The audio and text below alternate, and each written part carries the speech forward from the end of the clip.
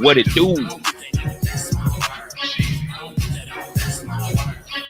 What up, what up? Welcome back to the channel. I'm Mode IJ. This is Bel-Air. We got episode uno, dos, tres. El after show de recapo with Don Julio de Jesus El Jefe. Yeah, we got the Bel-Air.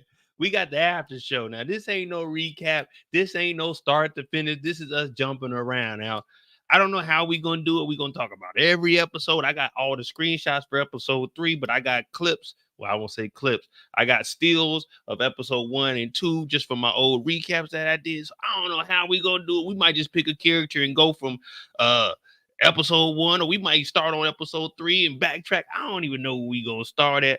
I'm glad Bel-Air is back. There's some things and I got some too, but I'm like, okay, it's cool. I put a little bit of keynotes in the Discord of what I feel is going on right now. I won't say feel, what I know is going on. There's concussions going on. Um, love triangles. We're going to see that all year. I mean, they're never going to beat the love triangle allegations. We got recovering junkies, but once a junkie, always a junkie. We got one junkie that got a goddamn Hellcat letting some random niggas just drive the whip. I'm like, okay, cool. We got Jazz and Will getting, I'm not Jazz, Carlton and Will getting hustled by Jazz.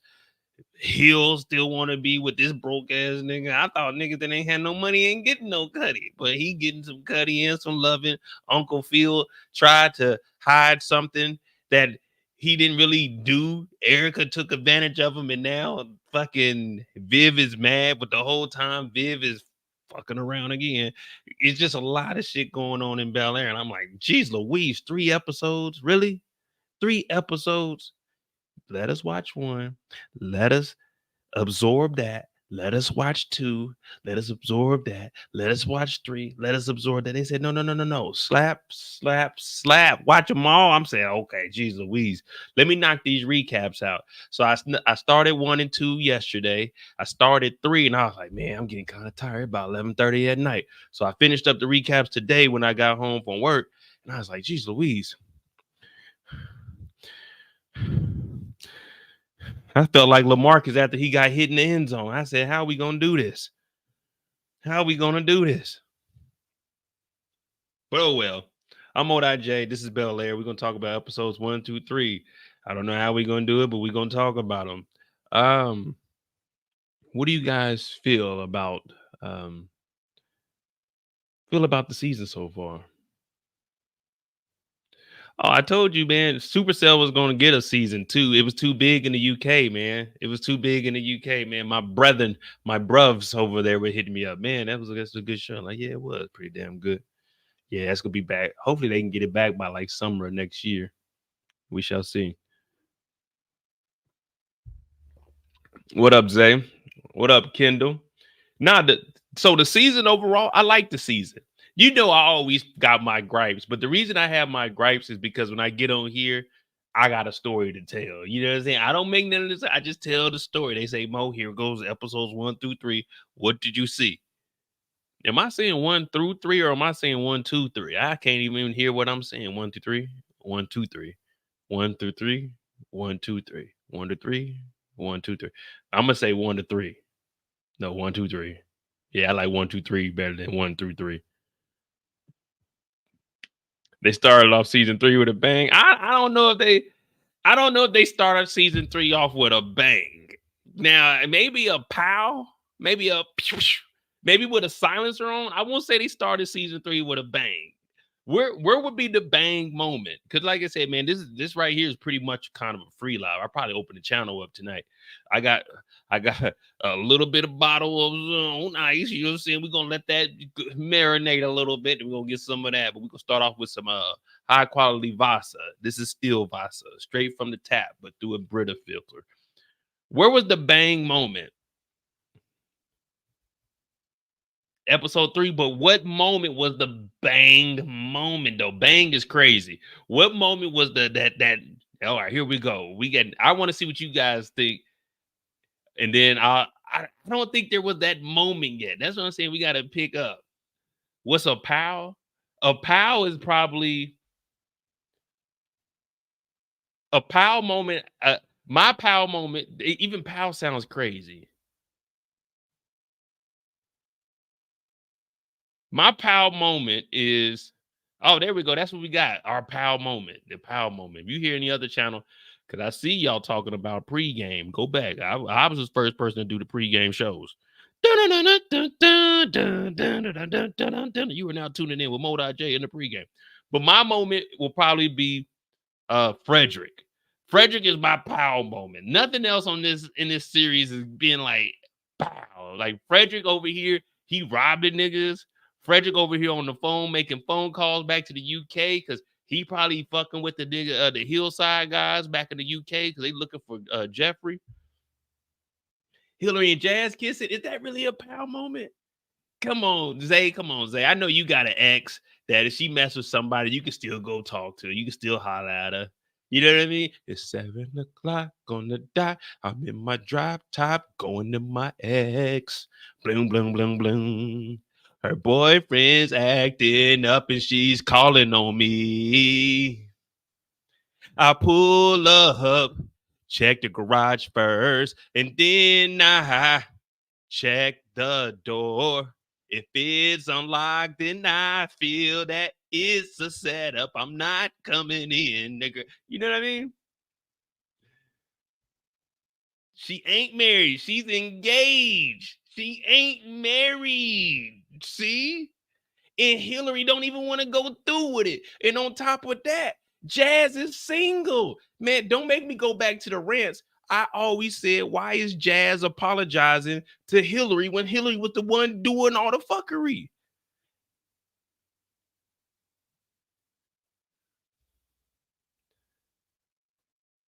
Man, she got a ring. Man, Zay, I got 7 rings upstairs. That don't mean a damn thing. It don't mean a thing if it ain't got that ring.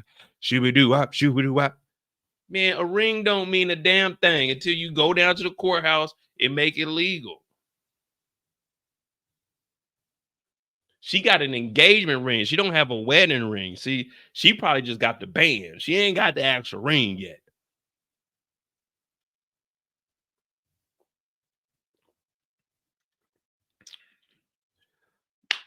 We don't know who Fred. I don't know. I don't think Fred's a Fed. I don't think Fred's a Fed. I think he's talking to some gang members that are looking for Jeffrey, and they sent him over. Because remember, Jeffrey was hesitant at first to even tell him what he used to get into. Hey, he did call Hillary a coward, though. But I feel like, man, that's good, man. He's standing up for himself. You know what I mean? He's standing up for himself finally. Hillary only made the announcement because she was being petty and was mad Jazz called her a track star. Hey, hold on, man. We gonna say that for Jazz because man, I got a couple of things to say to Jazz. First, like Jazz is I call Jazz a weird individual.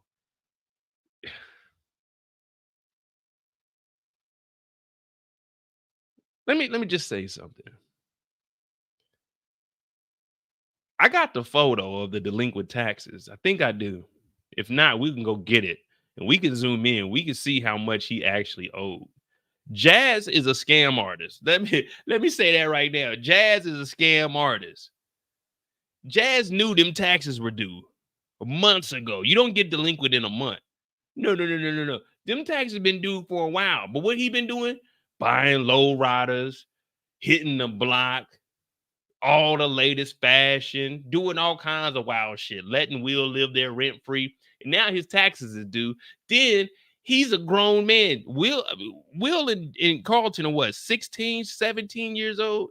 This nigga Jazz is about 22, 23 years. Why is he hanging with these Negroes?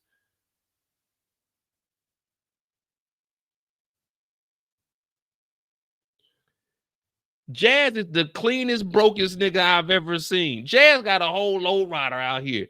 Man, you better wipe them bullshit tears away and sell that. That nigga would have told me I got 30 bands right now. I would have said, sold to the fool. I mean, to the brother right here. Man, I would have sold that Impala so quick for 30.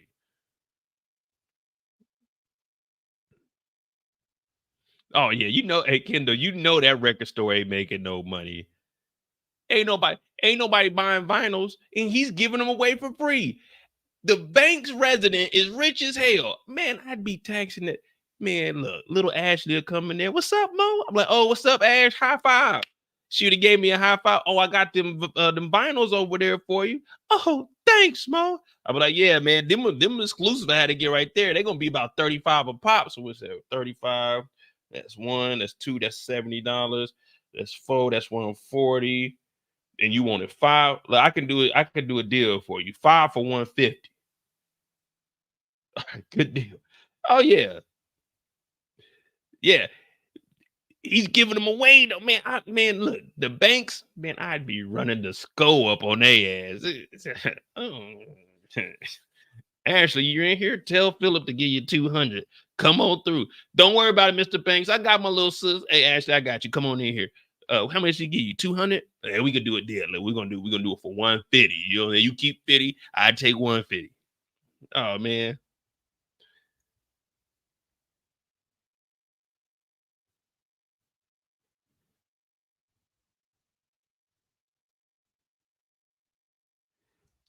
Shit. Wait a minute. Wait a minute. So hold on. All right, hold on. See, this is open live here. This is an open. Listen. So that scenario of what I would do, charge Ashley $150 versus, hear this out, versus having two. Hold on. How old are Will and Carlton?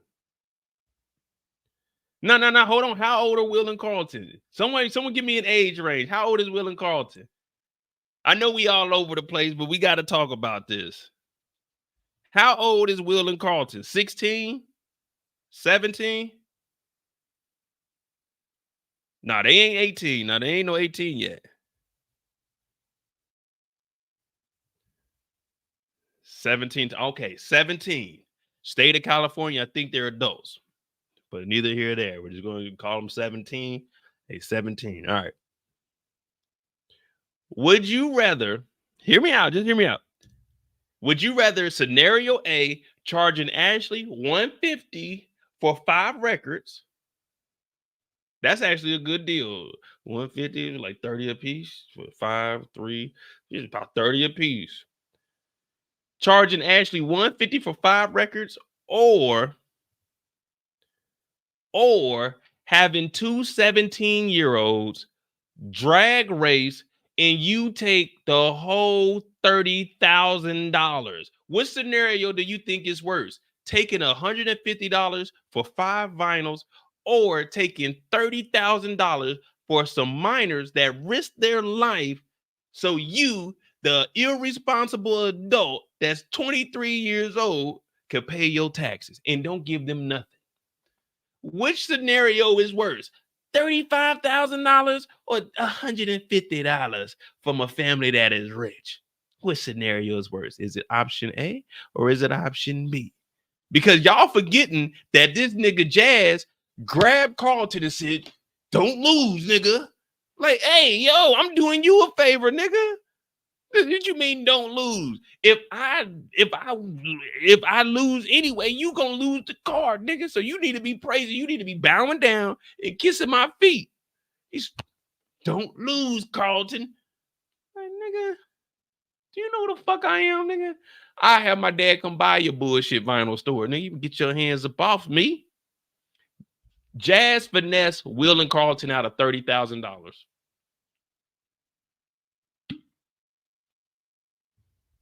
Nope, you're not taking money from Ashley as a minor. You're taking money from Philip Banks. You're taking money from Philip Banks. Philip Banks gave Ashley that money.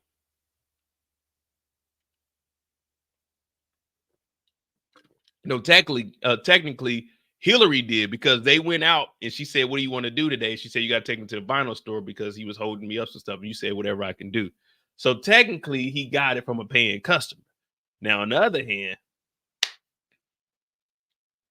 no, Will offered. Listen, I know a way. Will didn't know it was gonna be 30,000 plus 5,000. After I heard that 5,000 out, I'm like, wait, Jazz, what we doing with that 5? If I'm driving the whip on some real shit, if I'm driving the whip and we getting $35,000 cash, yeah, I'm gonna need 20. I'm gonna need 20. And if I'm Amira, I'm talking about I need 10. Y'all use my car. So where that puts us at 30 right there. Who coming up? Who get that last 5?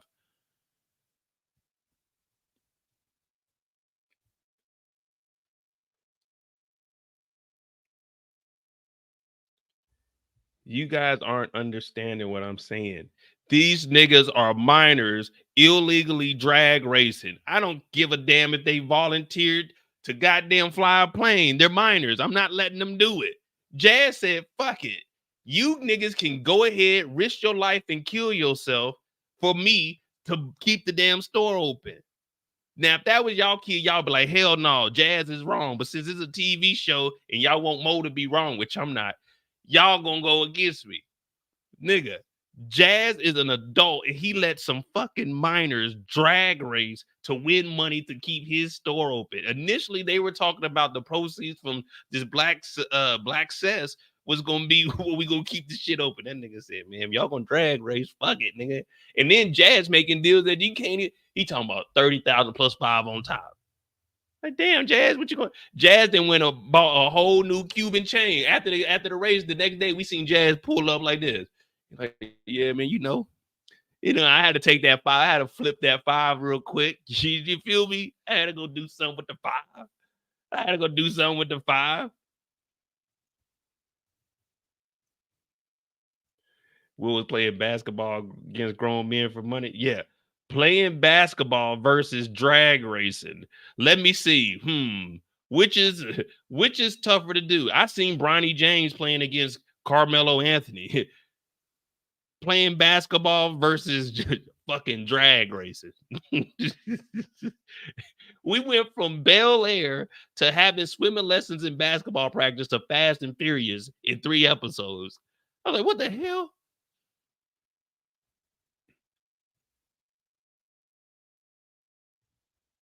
If I was in the same predicament, I would have sold the car for 30,000. I already said if a nigga offered me 30,000 cash for one of my cars, oh, that car is sold. I wouldn't have got in the car. This is what Jazz did. Just give me a moment with my car, Will.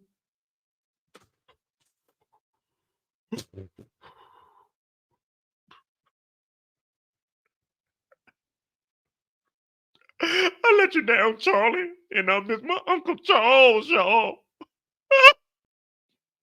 Just leave me alone, Will. I'm trying to get you guys to run a business, and then I'm failing, and it's just not making it better. Oh, like shut your ass up, Jazz. Sell that car, man. The nigga offer you $30,000, man. Your troubles are over, bro. Go sell the car, man. I wouldn't have been in the situation to take. I would have sold the car. When the dude came up and said, Mo, you selling your car for $30,000. I got 30,000 cash. The car would have been sold. I'm smart enough to know that fucking taxes are due. I'm selling that car for 30. It would have never got to I would have sold the car and I would have got an Uber and went home. I wouldn't have been up here no more. I wouldn't have been up here in the first place, but that's neither here nor there. All right, let's go ahead and jump into this thing, man.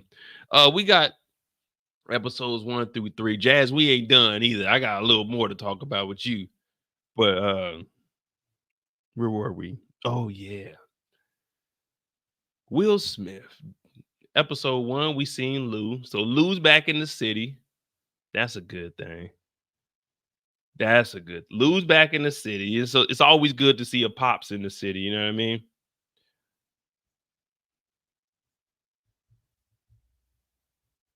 Oh shit. What y'all think about Lou? Do I got a picture? I think I got a picture of Lou.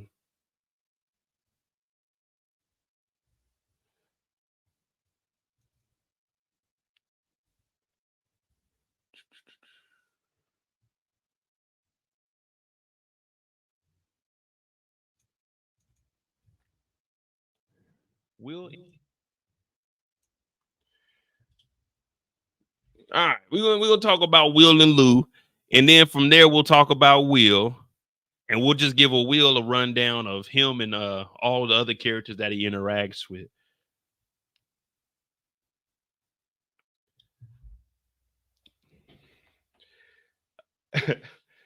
So damn, Lou is back in town now. What I say about Lou? He came back to L.A. Now he didn't hit his son up, but I mean, I don't know what it feels like to be a deadbeat. Like, I don't know what a deadbeat does throughout the day. You know what I mean? Like, I guess he's getting his act together. So he's at a barbershop. I mean, he's just walking around the city doing Lord knows what. He never hit up Will. I really don't know what to say about Lou. Lou showed up and he talk about, man, I work for mine. I grind for mine. Anything you see me with, I work for it. It's like, all right, Lou, that sounds cool, man. Fix my taper, bro. We'll talk about we'll talk about like Will, calm down. This is your dad, man. Lou ain't did nothing. Lou talk about hooping is in your DNA. Where you think you got it from? Lou was the MVP back in the day. Y'all know that? Back in the day, Lou used to do his thing. I mean, if we're being honest, what was Lou supposed to do? Was he supposed to call up, hey, Phil, can I come through and see Will? Like, how do you reintroduce yourself? Because the last time we seen them together it didn't go good. Will really doesn't want anything to do with Lou.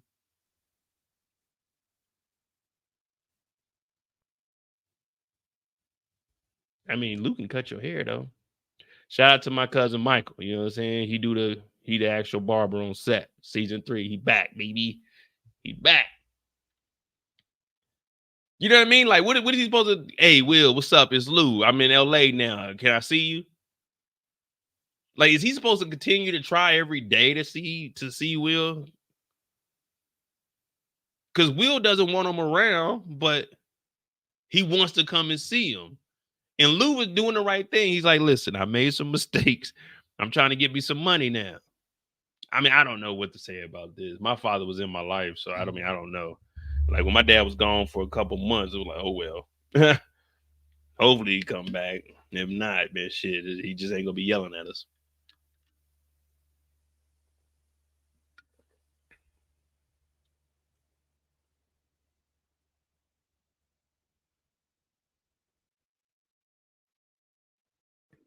Let me see. Well, see, all I got is these from when I was doing the recaps, but they got a job. They got a job. Who Will and Carlton really they got everything going on as far as their connection because now they're doing ideas. Will gave up basketball. Carlton, he messed up Princeton. He can't really get mad that Princeton backed out. Because I mean, would you guys sponsor a recovering alcoholic / druggie?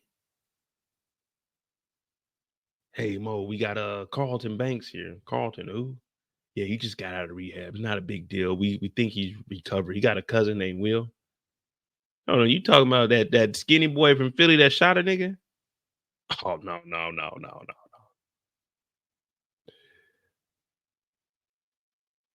I forgot what the let me see. Where was the original place called?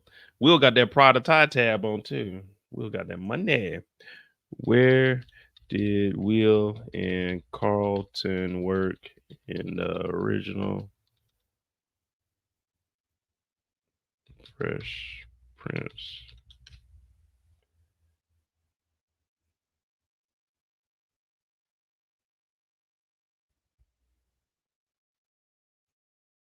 Hold on, let me see. What up, Flacco? Yeah, I definitely like if I'm Carlton's sponsor, I'm not supporting them. And then um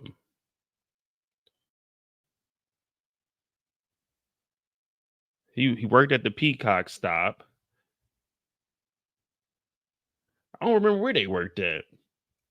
But I remember he was the manager of the Peacock stop because then Will started working there and Will was just trying to get girls.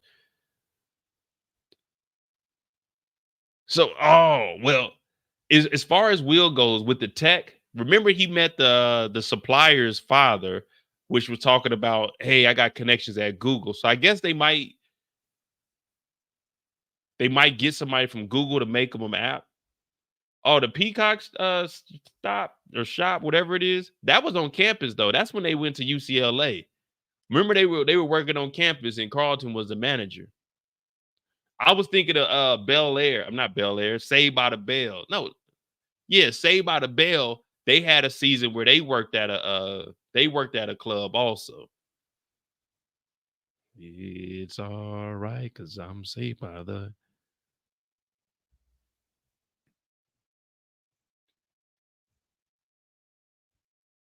See, it's just so it. This is on me because I don't know. I'm just gonna be jumping around tonight because there's too many episodes. So it's like I don't want to go episode by episode. I just want to jump around. But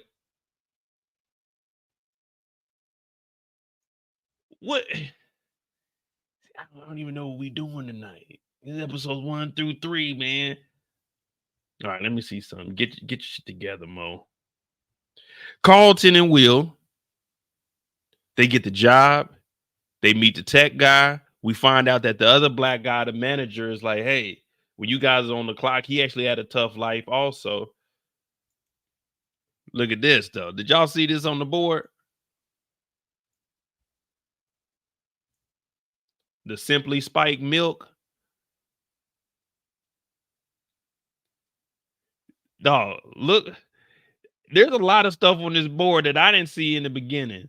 What is the most random thing you see on this board besides Simply Spiked milk? I know you see it. I know you see it. This is the ideas that they were coming up with.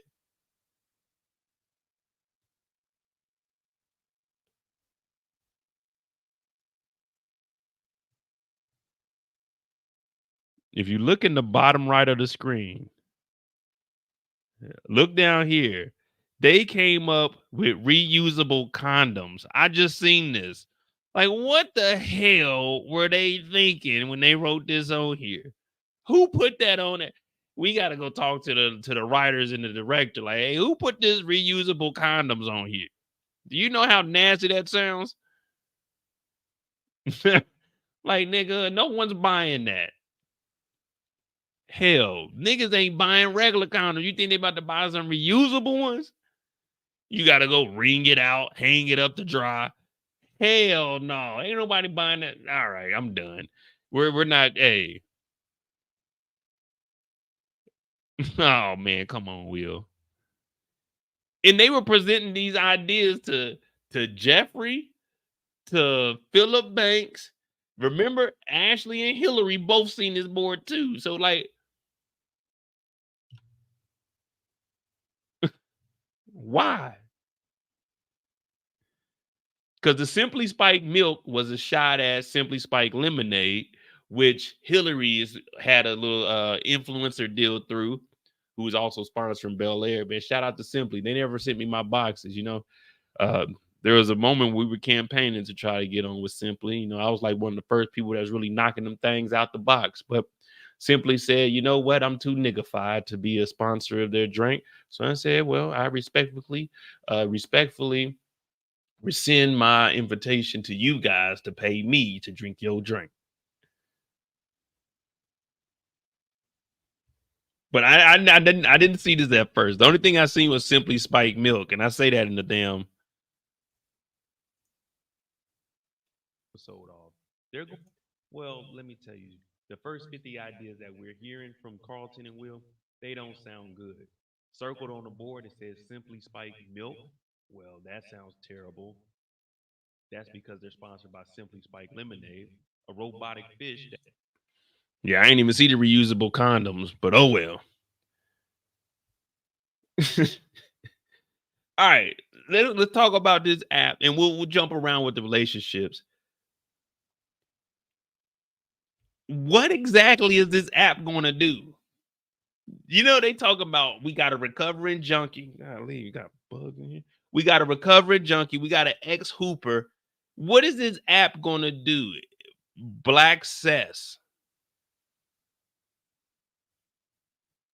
Like you just get on the app. You might as well just make an Instagram page and just put post on there because I don't know if I'm downloading this app. What do I want to? I mean, I know that they say they're going to be donating back to black owned businesses, but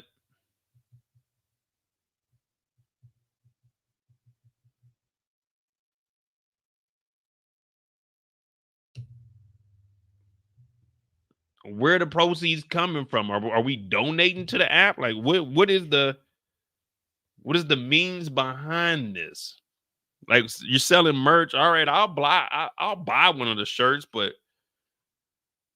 that's where it stop. You know what I mean? But that's about it there. I'll buy a t-shirt. Let me see what else happened to Will. Oh, well, you know the typical where's it at?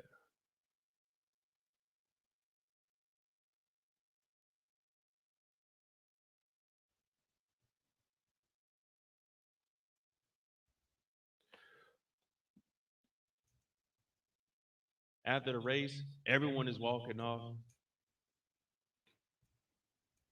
Well, what you thinking about Lisa versus Jackie with Will? And then Amira just became best friends with Lisa. Did we just become best friends?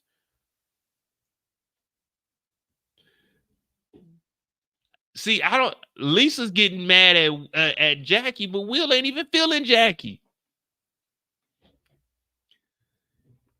Will ain't even feeling Jackie. He with Lisa. Lisa has a promising career. Jackie's in the street.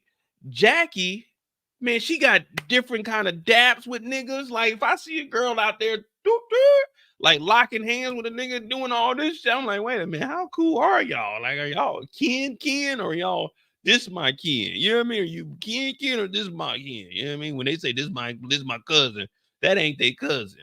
My homegirl I was out drinking with, that's my homegirl. I was stationed with her. She was in our first crew when we was out in Georgia, but that's different. That's like, you know what I'm saying? That was a wingman right there. But I said, Lisa, oh my God, that language.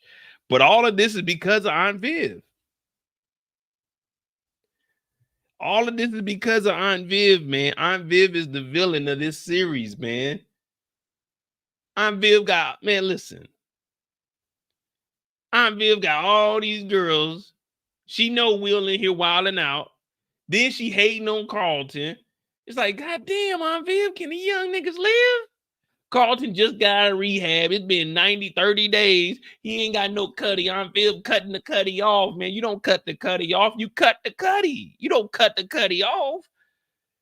Then she getting Jackie a job. She then wrote Jackie a letter of recommendation. She then looked out for Lisa because she's the godmother. Then she then got Lisa a job. And I'm like, you doing too much.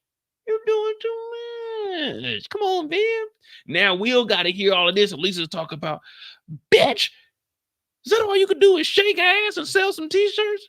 I thought we was coming here to sell t-shirts. I didn't see her shake no ass. I seen her mysteriously get in the middle of the race and let the flag go. I was like, wait, how does she know all these niggas that she can do the race? But who knows, man? I'm not team either one of them. I'm team Ivy. Well, let me not say that because Chris Brown, my boy. So I'm team Amira. I'm team get turned. I'm team live life on the edge. I'm team Amira. That's what I'm on. Yeah, I'm team Amira. We don't give a fuck about life. We live life a quarter mile at a time. I'm team Amira.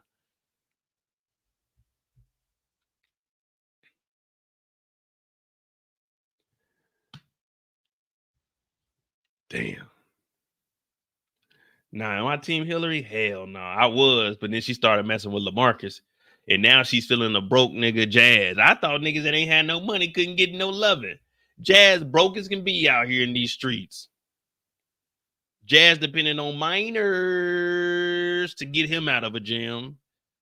Hell no, Hillary out here. Hillary done got Lamarcus killed, but we ain't gonna speak about that. Hillary done got Lamarcus killed.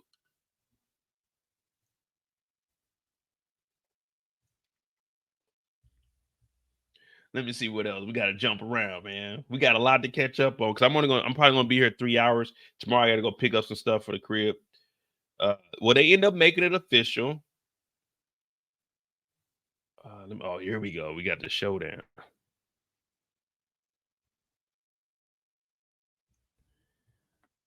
Who y'all think will win between Frederick and Will, though? We'll get into some theories. I just gotta, say we gotta jump around. I gotta get warmed up, I gotta see where I can stick and where I gotta move. You feel me? I kind of like Frederick's character. When I go to the UK, my bruv showed me love over there, man. The UK, if you ever get a chance to go to London, man. It's one of the nicest places in the world, man. I don't care what nobody says. I remember people telling me Paris was a shithole.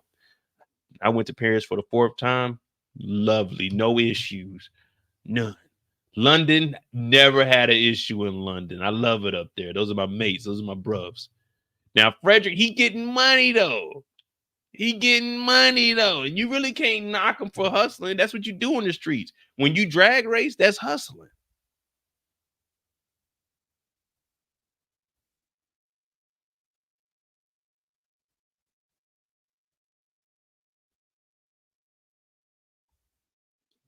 No, we haven't seen Carlton. I mean, Will fight nobody other than Carlton. We have seen Frederick was throwing them jabs. Frederick was in there boxing with old Jeffrey. Frederick got some hands. That's why Frederick ain't backing down from nobody.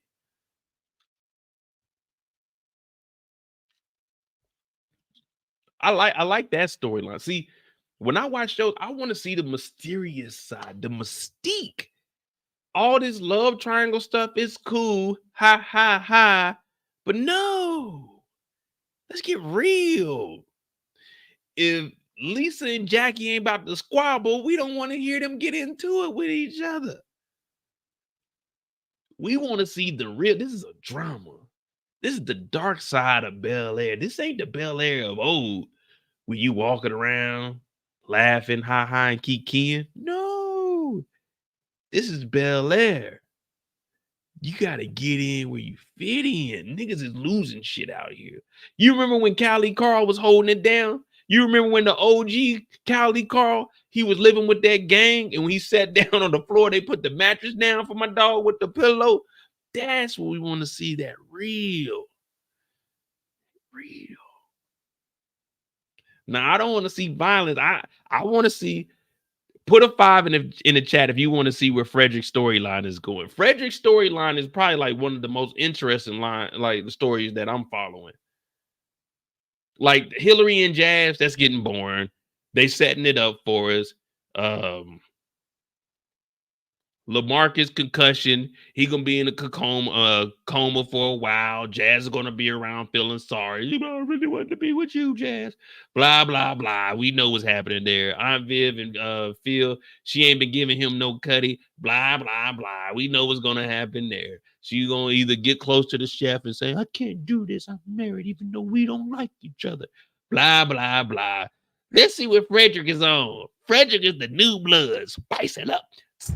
Spicy, smoking. Yeah, five Fred with the shit. Fred with the shit. I like Fred's story. Fred had that money, and then he told Jeffrey, "Oh, I had to bail these niggas out, pops." Man, you know Will and Carlton can't fight. Look at Carlton. Carlton over there itching. He was going through withdrawals right now. Carlton can't do no fighting. And then Will thought he was gonna step. Hey, first of all, I know this is part of Will's story too. Did y'all hear Carlton talking about snitching? Carlton said, this is how Carlton was over there talking. He said, "Hey, mister, I think you need to go ahead and tell the truth. Trust me, it's going to be good for you. Because if not, I would hate to have to tell Jeffrey." That nigga looked at Carlton and Will said, "Nigga, y'all want me to tell him y'all was drag racing when 25 minutes ago, everybody in the chat was going against Mo saying that, oh, drag racing is cool, Mo. Drag racing, you that took the money." Well, if that's the case, then why are they scared to tell Uncle Phil we was out there drag racing?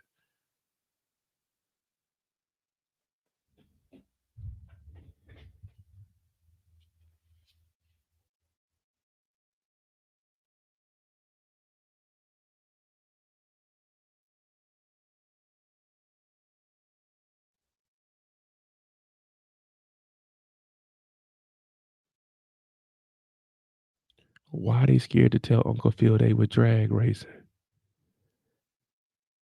I thought drag racing was cool. We saved, hey, Uncle Phil, we made $30,000, $35,000 actually, and we didn't get a dime from it. We saved Jazz's store. Why didn't they go just tell Uncle Phil that? Oh, drag racing was wrong because they were minors, right? Because it's dangerous, right? Oh, Frederick got the one up on him. Bang, bang, bang. Let's see what Frederick got. Yeah, I'm on the phone making calls, Will. Yeah, I'm on the phone. I heard about you up in Philly. They was up there whooping your ass. You had to go get a gun, didn't you? Yeah, man. I'm from fucking South London, nigga. From the bricks. Come over here talking now. I was like, okay, I like Frederick. I like Frederick's story. Nah, this Carlton said the same thing. This Carlton said, man, Carlton said, "Hey, you should tell the truth. Believe me, it's easier." Like, shut the fuck up, Carlton. Ain't nobody about to go tell, "Hey, I've been robbing niggas." Hell no.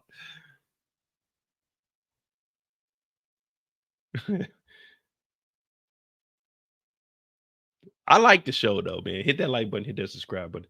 I like the show, man. I'm just talking my shit. I gotta make it entertaining. I gotta take the show to a 9 and a 10. They gave us a solid 7 to paint on. Pause on the solid with the 7, but they gave us a canvas, and they said, Mo, do you throw that artwork on there, Mo? I said, okay, I'll do that. I'll do that. Let me see. All right. So we got the Frederick thing. We don't know what the hell he got going on. We know he's up to some funny business. I think he's messing with the old gang that his dad was with. Let me see. Will really didn't have, if you really think about these 3 episodes, Will doesn't really have too much going on. I mean, he's working, he got the business, him and Carlton trying to juggle him and Lisa. Him and Jackie haven't really got that close. So as of right now, all of it's a build up. Of course, we're not expecting everything in the first 3 episodes, but overall, cool. You know what I mean? I fuck with it. I fuck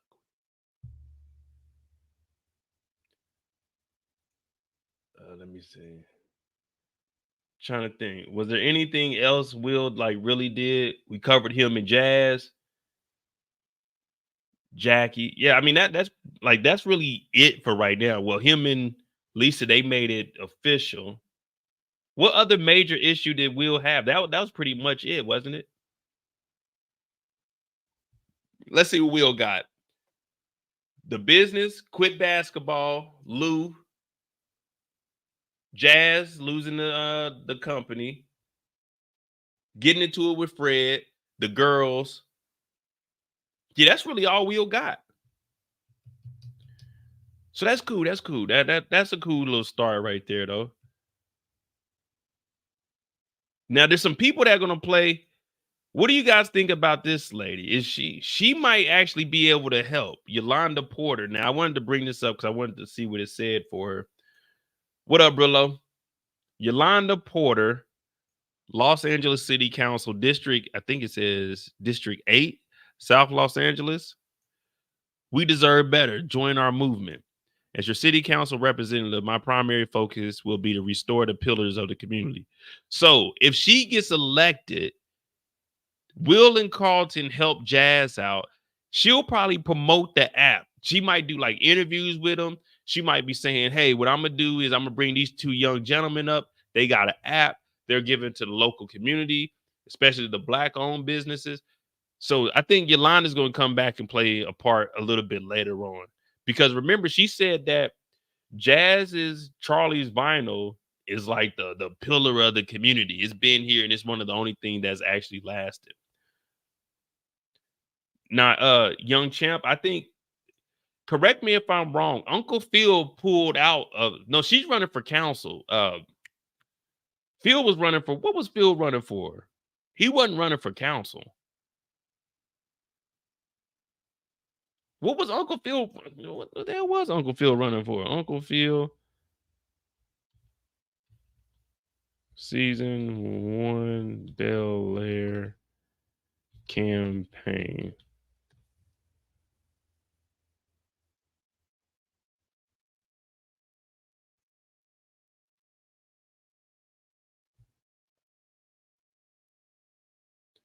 Yarmacraw. Damn, that was a long ass time ago.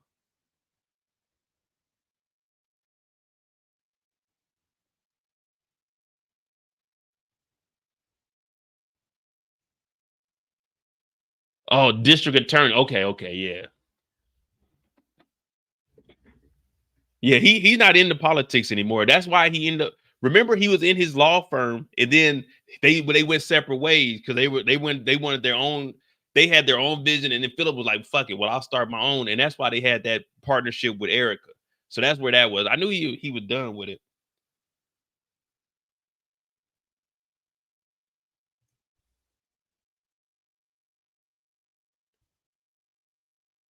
I mean, sometimes I mean, we'll talk about it on Uncle Phil's story. I mean, that's pretty much Will's, but I think Yolanda's going to help out with the Blackccess the app. Hey, we're gonna do this for the black people. So I see what they're doing here. You know what I mean? We're keeping it about. We're keeping it. We're keeping it. We keeping it. Oh, my bad. It's the right fist. My bad. We keeping it. We keeping it black. Blackity black. Blackity black. All right. Cool. So that's cool. I think Yolanda's gonna help out in the long run. What else? I think that's really it for Will. And then we always double back. We'll talk about like the race on his own little incident because it was entertaining. Now when we were watching the trailer, I was asking who do we think is gonna be racing. So it was both of them in the like tag team and the handbrake is kind of crazy. You drive, I hit the handbrake. Hey man, don't touch the handbrake while I'm driving, bro. I'll handbrake that motherfucker. Like this nigga talk about on 3, 1, 2. That nigga Carlton gonna hit the shit like nigga. I ain't even hit the goddamn corner yet. We would have ran into the car fucking around with Cali Carl. All right, man. Lamarcus got CTE now. Lamarcus dead, man. He gone. R.I.P. man. All right, so that's good for Will. Let me see. We're gonna get us a little drinky drink. We're gonna get this thing started, man. Right now, I ain't the normal me, man. You know, I'm kind of shy right now. I'm nervous. I really don't know what to say. I'm gonna go grab me one of these Trulies, and we're gonna be right back. And let me know who we're gonna talk about next. And we're gonna go in depth a little bit. I just wanted to give like the overview of Will, and then we'll double back because we'll be throwing Will into everybody's storyline, except for Hillary. Hillary and Will don't really have any interaction this season. Nah, they definitely don't. But yeah, give me like literally, I'm gonna be like, I'm just gonna run back to the main house. I'm gonna go to the main house, boss. Is it all right if I gets me a drink, sir? Go get you a drink. You're permitted one drink. I'm gonna get 2, sir, because I put 4 in there. Just get 2. All right, bet, because you're still cutting. All right, I'll be right back. Carlton, Ashley. We'll talk about Ashley because Ashley's story is 2 minutes. Ashley writing music, it's over with. Nah, I'll be right back though. Give me a second. If I can find. Okay, here we go.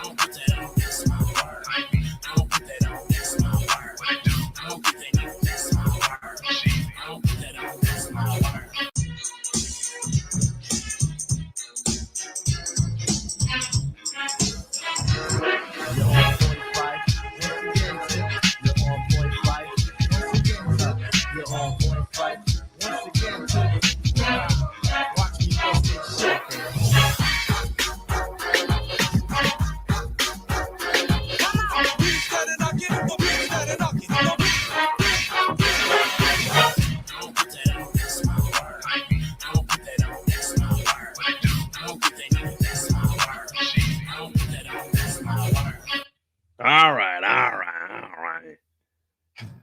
I just powered up. I feel 10 years lighter.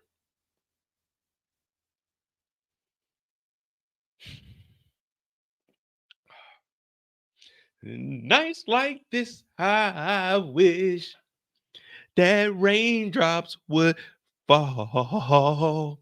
Let it rain, now let it rain on me. All right, we're gonna talk about young Ashley. Now, young Ashley, she been staring people down. Young Ashley been calling people out. Young Ashley is reading them like a book, is what the young people say. They read her. Young Ashley's calling out everybody. Now, we know in different TV shows, one of the most ruthless places that you can be and get called out by a family member is the dinner table. And that is where Ashley seems to strike every moment. She seizes every opportunity. She's a young Diana in the making. Now, Ashley, if you remember, Carlton threatened her. Carlton threatened her last season. She opened up the damn when he closed the locker. Ashley seen him say, "You don't get your ass out of here, girl." Young Ashley is different. Now, like I said, join the Discord, it's pinned in the chat.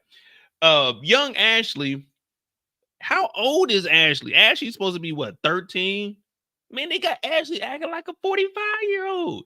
Ashley, if you watch this show, Ashley is the most mature person on this show.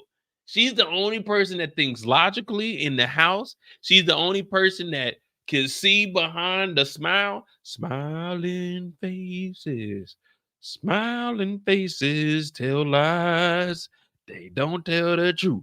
Ashley knows the bullshit that's going on. Ashley's calling out her parents. She's calling out Charles. I mean, not Charles, Carlton. She's calling out, I was about to say Viv again. She's calling out Hillary. I'm like, damn, Ashley, chill, girl. Chill, girl. And this all goes back to this. Her and Olivia. She telling Olivia's like, oh my God, your family is just, oh my God, they're so magnificent.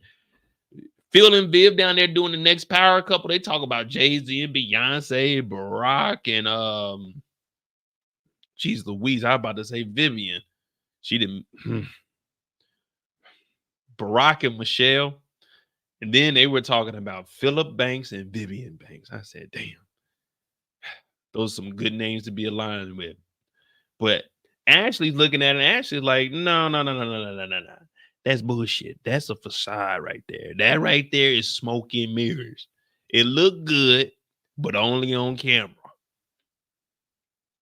Behind the scenes, Viv is taking trips to San Diego. If you don't know what San Diego stands for, the definition of San Diego, according to Ron Burgundy, is the inside of a whale's vagina. I didn't make that up. That's what San Diego stands for. But she didn't went on trips down there. This season, we see her flirting with young, what's the boy name? Yeah, I forgot the chef's name. Oh, well. Sharif. Ashley like, hell, forget all that. Ashley like, nah, that ain't real. That ain't what Mary J was talking about. That ain't that real love. Then was the next, oh, we see Ashley at the dinner table. They like, Ashley, what's wrong with you? She talking about, why are we just talking about all the good times? What did Carlton actually learn in rehab? Man, Carlton ain't learned nothing in rehab. I went to, so I used to have AA meetings. Now, it wasn't because I was an alcoholic. It was just mandated because I was accused of a DUI. So I had to do 3 weeks in there. The worst shit ever.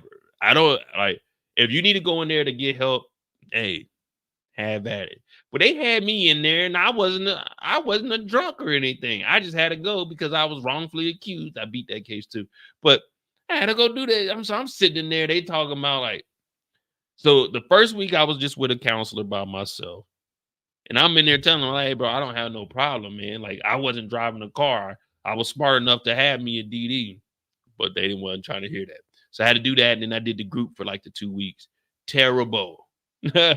Terrible. I'm in there. I'm looking at these dudes like other people on the base.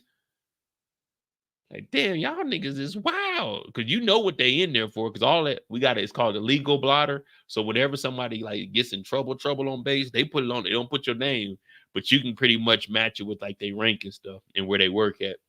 But that's neither here nor there.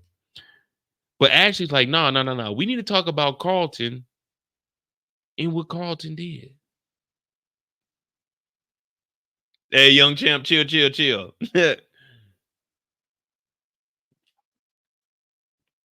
because everyone's just so happy. This family is so fake, man. Do you guys believe in in this situation? Do you believe that Ashley was right to say this? I know Carlton just got back, but Ashley asking these questions is no different than them putting a padlock on the wine cellar.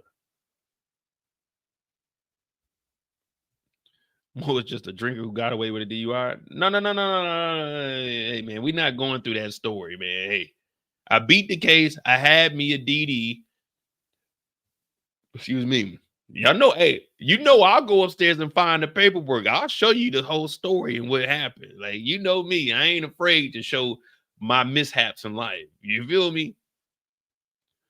But, oh, well, I showed y'all the FBI records for when I was trying to get over here. You know, I had to get that secret clearance. I showed y'all the FBI record where it showed that it wasn't, you know what I'm saying, nothing happened.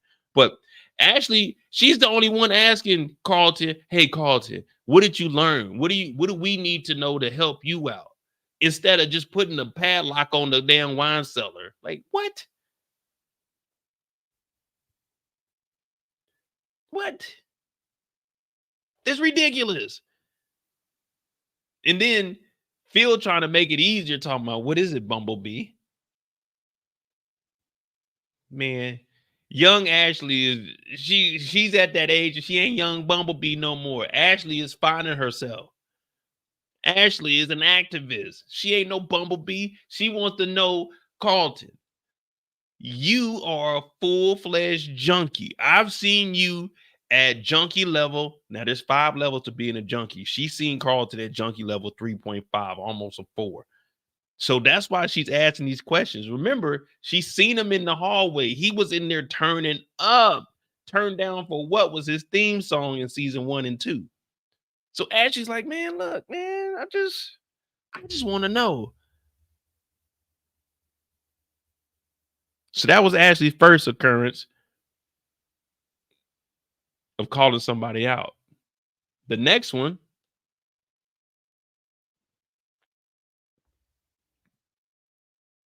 was that this episode? Oh yeah, the next one was oh no, it was episode 2. So in episode 2,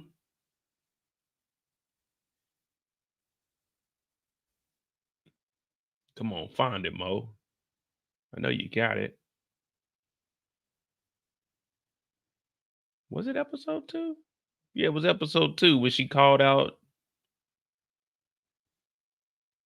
Oh, I don't know if I got it. But anyway, episode 2 is when she went and called out Hillary before they went to find out that Jazz was broke. Remember they were sitting down and she was like, I seen you kissing Jazz at Dad's party. I'm like, God damn it. Damn. They were in the open like that. I saw you kissing Jazz at Dad's party. Now they supposed to have a girl's day out. And then she still wanted to go over to see Jazz.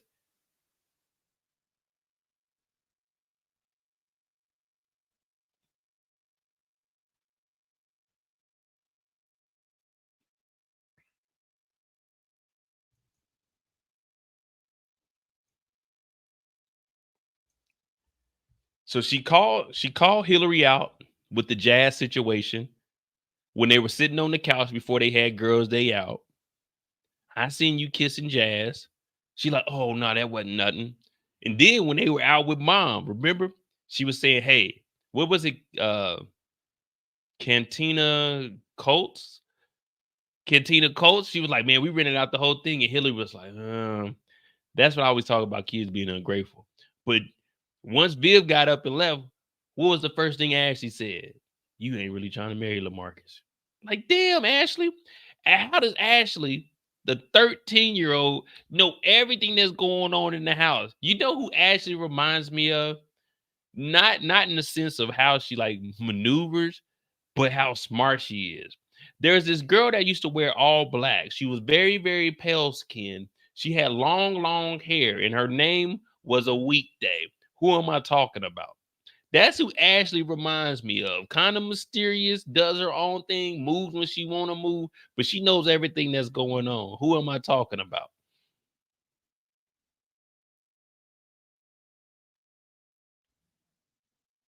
See if y'all know y'all shows. Wednesday Adams. Yep. She reminds me of Wednesday without the weirdness. It's just like whenever you see Wednesday, Wednesday's never smiling. She just walking around, but she know everything that's going on. She gonna hold shit against you if you get out of line. That's how Ashley is. Ashley knows the parents fucking up. She knows Carlton fucking up. She know Hillary fucking up. Ashley knows everything, but she does her own thing. I'm I'll say this. They made one mishap with Ashley's character, in my opinion. Yeah, we know Ashley likes girls, so she's trying to find who she is. I don't care about that. My only thing was when they were playing flag football. She shouldn't have been out there playing flag football. They shouldn't have put that in there with her playing flag football with these fucking adult niggas while goddamn Lamarcus and Hillary are like kissing. Like that was inappropriate. But other than that, I like what they're doing with Ashley's character this season because we know something's gonna backfire on her. She's talking to Olivia. Shout out to Kendall. She's running her mouth too much to Olivia. Olivia knows about Hillary. She talk about you want to talk about your sister. Ashley like hell no, I got some lyrics I want to spit. Then she about to start a band, so it's like man, what the hell is Ashley about to do? So I am curious to see how her story develops. You know what I mean? I do want to see how Ashley's story develops because now they're starting to give her like they're giving her more parts. Because when we were seeing her in middle school, it was cool. Oh, they're getting extra homework. All right, blah blah blah. But now they're actually making Ashley's character about Ashley. You know, her character was tied into the teacher. Now with Ashley's character, they're saying, okay, Ashley, you got a character. We're going to expand your storyline. So I like that.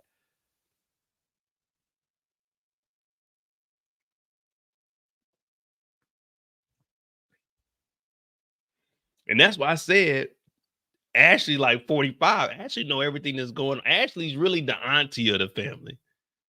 That's how Ashley is. Ashley's the auntie of the family. She looks, she see everything. She now Hillary, I seen you over there kissing Jazz. You know you engaged, right? Oh, it was nothing. No, you can't fool me. I know it was something.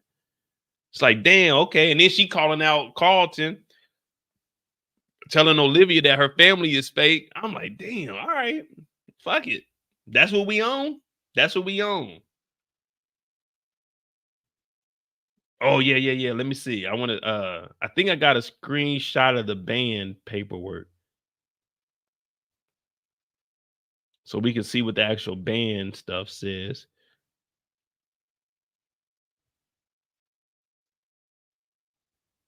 Wait, when was that? Oh, here we go. Here we go.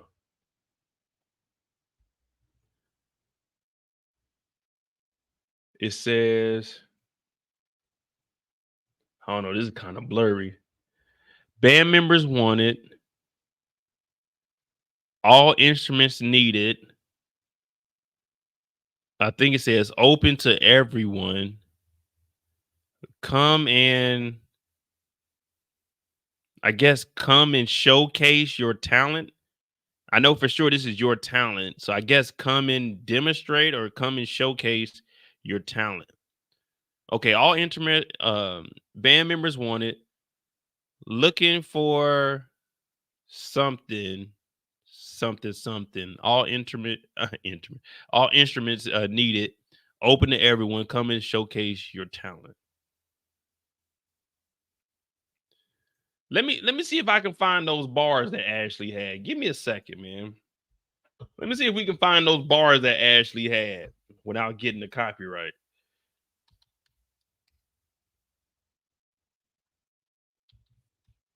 You know me, I like to risk it. I'm doing it for y'all, man. So hit that like button. If we get cut off, just know I tried. And with my last words, I'm gonna tell y'all I love y'all. It's been a good run. But let me see if we can find some of them lyrics, them flows that Ashley was spitting. We're gonna break it down and see if she really telling the truth about the family.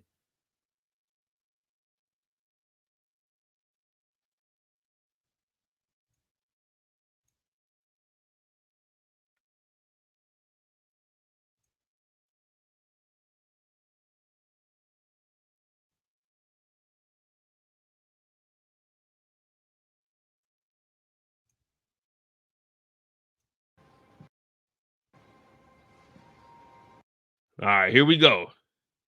Here we go. We about to hear some flows. We're gonna break it down bar by bar though. All right, here we go. 47.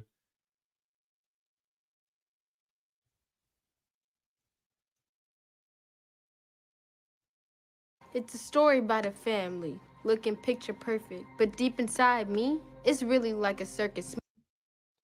It's all about a family that's living picture perfect. But behind the picture, it ain't nothing but a circus. Okay, I hear you, Ashley. What you got? What you got? Smiling for the camera, but it's all a damn charade. Behind closed doors, it's a fucking masquerade. Okay. I'm liking the bars. Okay, delivery is kind of stiff. It's kind of stale. But I'm fucking with it. Okay, let me run that back one time. I don't think we understand. I don't think we comprehend it. Ashley letting it be known. It's a story about a family looking picture perfect, but deep inside me, it's really like a circus. All right. Oh, it's a story about a family looking picture perfect. Okay. I hear it. I hear it. I feel it. Smiling for the camera, but it's all a damn charade. Behind closed doors, it's a fucking masquerade. Ooh. Hey, ain't nothing. Hey, this is real hip hop right here. This is real hip hop right here. Real hip hop. We need it. We need it, Ashley. Ashley is our savior. No more of that. We ain't got no Sexy Red. We ain't got no Ice Spice, no Nicki Minaj, no Cardi B, no Meg Thee Stallion, no Lotto, no Cola Ray, no goddamn Gorilla. None of that. We got Ashley Banks. Bumblebee. Ooh, this is fire. I'm about to sign her to never get paid. Never get paid records. You know what I mean? You got could have been records, you got cash money records, and you got never gonna get paid. You feel me? Ooh, she's spitting them bars. All right, Ash. I fuck with it. I fuck with it, Ash. Let me see what else Ash had going on. So she got a band that she's trying to put together. Uh, that's pretty much it for Ashley.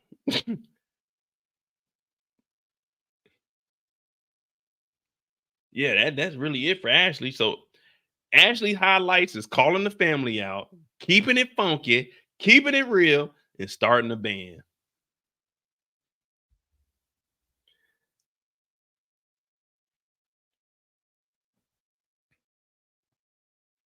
One more time for the road, y'all. One more time for the road, man. Y'all put your hands together for Ashley Banks, man. Come on down to the stage, young lady. Come on down to the stage. We got you. Next up, young Ashley with a freestyle from Bel-Air. It's a story about a family looking picture perfect, but deep inside me, it's really like a circus. Smiling for the camera, but it's all a damn charade. Behind closed doors, it's a fucking masquerade. Ooh, I bet Will Smith himself wrote them bars. Ooh, we need a Grammy. We need a Grammy for this. All right, young Ash. We good. We good. All right, young Ashley got a future in rap. Now I wonder, do you get hey, yo, everybody tells Zay chill, chill, chill. Oh, young chimp. I thought those were apples. Those are tomatoes. Man, y'all can't throw it. She 13 years old. You know on the Apollo, we can't boo the kids. Come on, man. Them are bars. It was like a triple entendre in there. I'm like, damn, okay. We looking picture perfect. Behind the scenes is really a circus. Yeah. Yeah. Behind the mask, I mean, it's really a masquerade. Oh, them bars. Oh, now y'all booing. Now y'all okay. See, we don't respect the kids over here. See, I thought earlier this was a child friendly channel. Well, you know, YouTube never. No video I get on. As soon as my face get on there, my voice come on, it's never a child. Like all my shit is 18 and older. It just automatically goes there. Damn, Ashley, I got your back, girl. Hey, do you guys think that they're gonna do the you know what I'm saying? When Carlton was up there dancing and shit, that like we can't replicate that. That was good. When Ashley was up there singing, and then Carlton and Will's up there. do we see Will and Carlton helping? Because I know they're going to try to like do something for that. But do we see them helping her out with this band?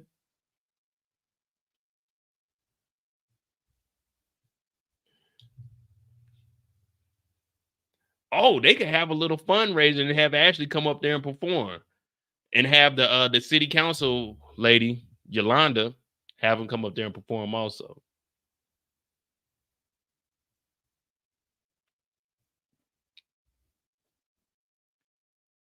Nah, that was real bars right there. Tatiana Ali had real talent. Hey, she did have a song. We on some free time right now before we go into the next character. I seen Torian said Carlton, so we'll talk about Carlton next. Tatiana Ali, she had a song. What was that damn song that she had?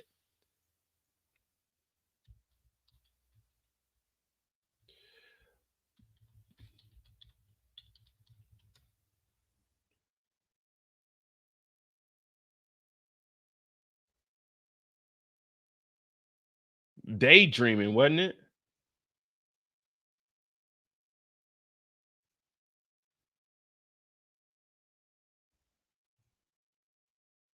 That was actually a cool song. It was like Daydreaming or something. Let me see. Let me see. I think it was Daydreaming. Yeah, it was this song. Yeah, I remember this song Tatiana Ali had.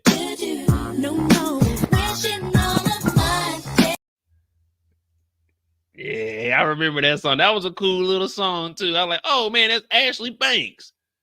Oh, they're like, man, she actually got a career outside of this. I was like, oh shit, that's what's up.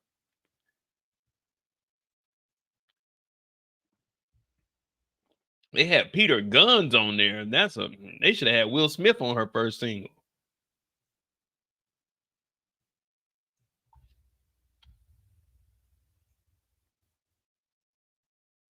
All right, let me see. We got Callie Carl up next.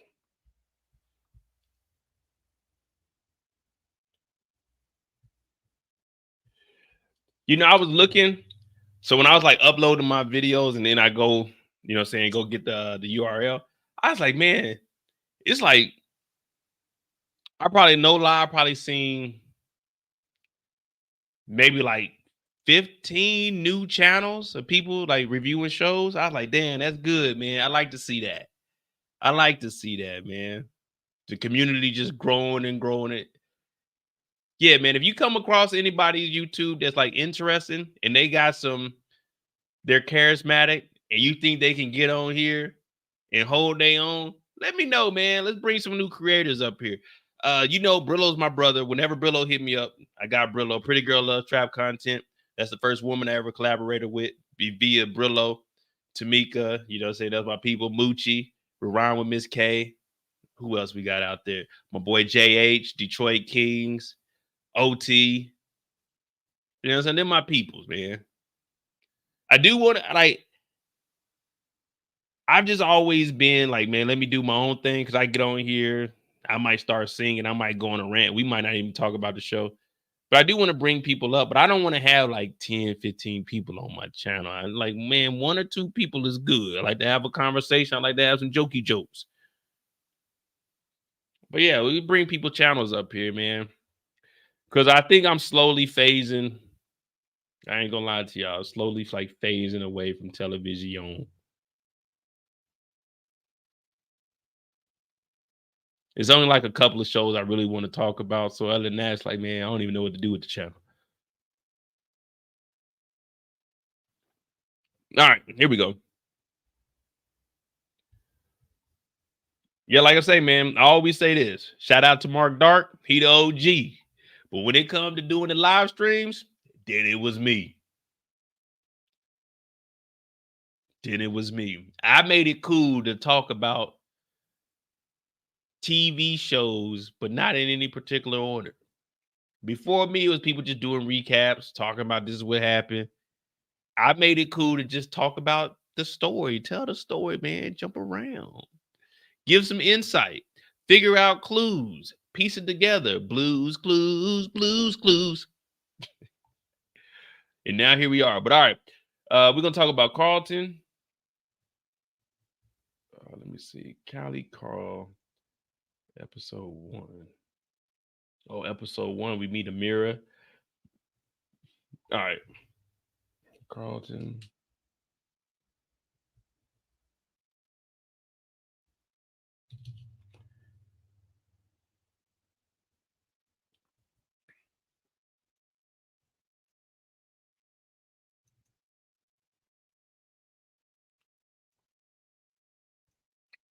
All right. Carlton is getting out of rehab. Now, correct me if I'm wrong. Did we see Carlton go to rehab at the end of season 2? I really can't remember. You know me. You got to remind me of a scene or something, and then it'll refresh my memory. Did we see Carlton go to rehab at the end of season 2, or were they just talking about it?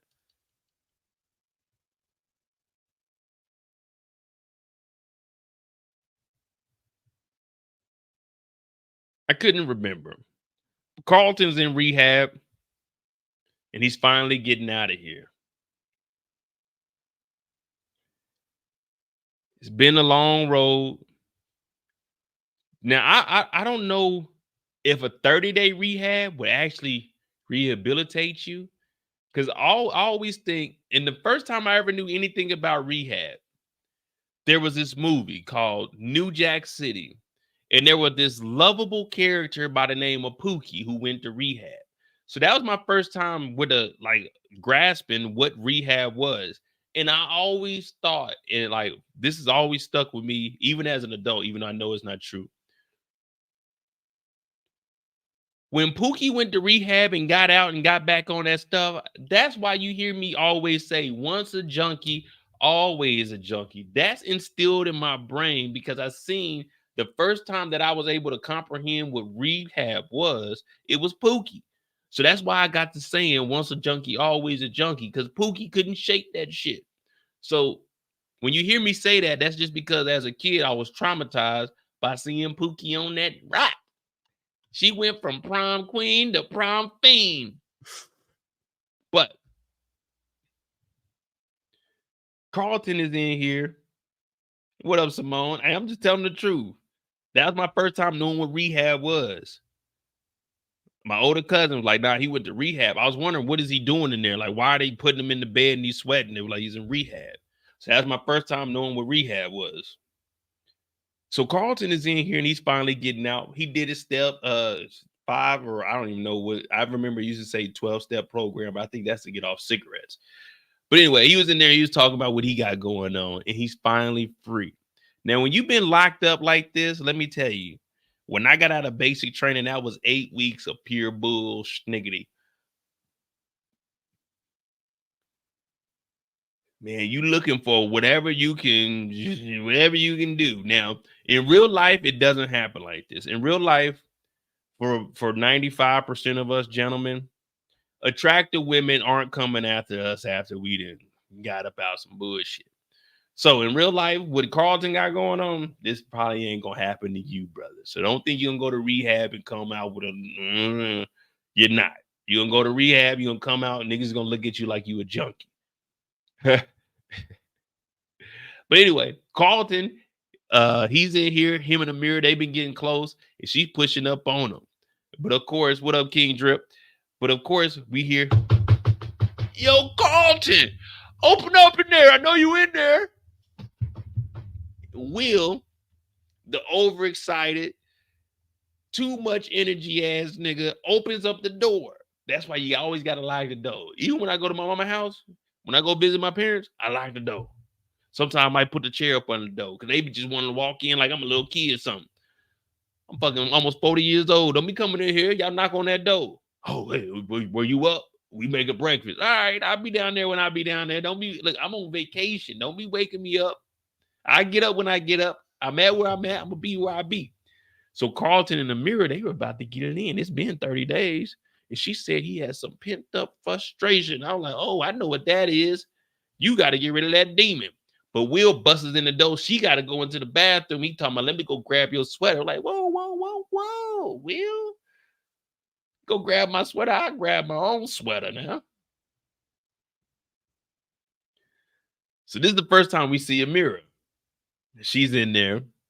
Now they take Carlton home. We already talked about Ashley and how Ashley was grilling them, cold grilling them at the dinner table. But we also know that they put a padlock. You know how much money you got to have a padlock? Someone give me the cost of what a digital padlock for a door, a glass door in your house would cost. I'm thinking this padlock, this security to get in here was at least a smooth $1,200, maybe $1,500 because of the area that they're in. But anyway, they put a padlock on the damn wine. You know, hey, you know what I would do if I went to my parents' house and they had a lock on the wine? Hey, Dad, I know Mama got that wine locked up. What's the code? Hell, I don't know. Like, come on, Pops. Come on, Pops. You ain't got the code to the wine? My dad don't drink, got diabetes. You know, he ain't drinking 27 years. Yeah, come on, Pops. What's the key? What's the password? So Carlton's in here. He's getting adjusted. He's looking around. He's like, damn, it's kind of messed up. Do you think that the Banks family, they were all right for that? I mean, I get it. Carlton is a habitual goddamn liar and a drinker. I mean, I guess it was good. I guess it was good for the fam. Plus, no one in the house is old enough to drink. Well, Hillary is back now, but she's still kind of part-time in the influencer house. So she comes over every now and then. So she might have a code.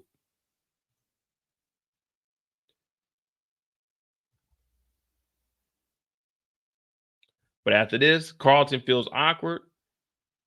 Ashley calls him out on what was going on in actual rehab. So now he's feeling bad. But one thing I did like was when Carlton and Hillary were talking to each other. Now, remember, they haven't always been close. Even in the OG Bel-Air, they were never really that close. They were always on to their own thing. But for them to come together, and even while she was traveling with Lamarcus, she was getting him things like, okay, this is a book that I got.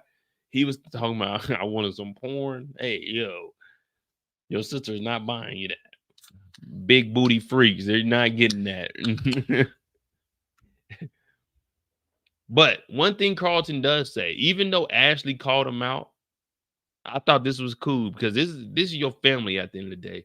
He told Hillary, look out for Ashley because they aren't as close as he wants to be with his sister. And he knows that he was wrong for what he did. And he's been regretting that ever since. Because after he got that sober mind, he's like, man, I shouldn't have treated Ashley like that. But that was that craving. That was that itch. So I like that. And we do see him and Ashley. She hugs him, but she's still upset about what happened. Now, what's another major point? We know that they went and met Lou. That's not really important for Carlton. Oh, Princeton.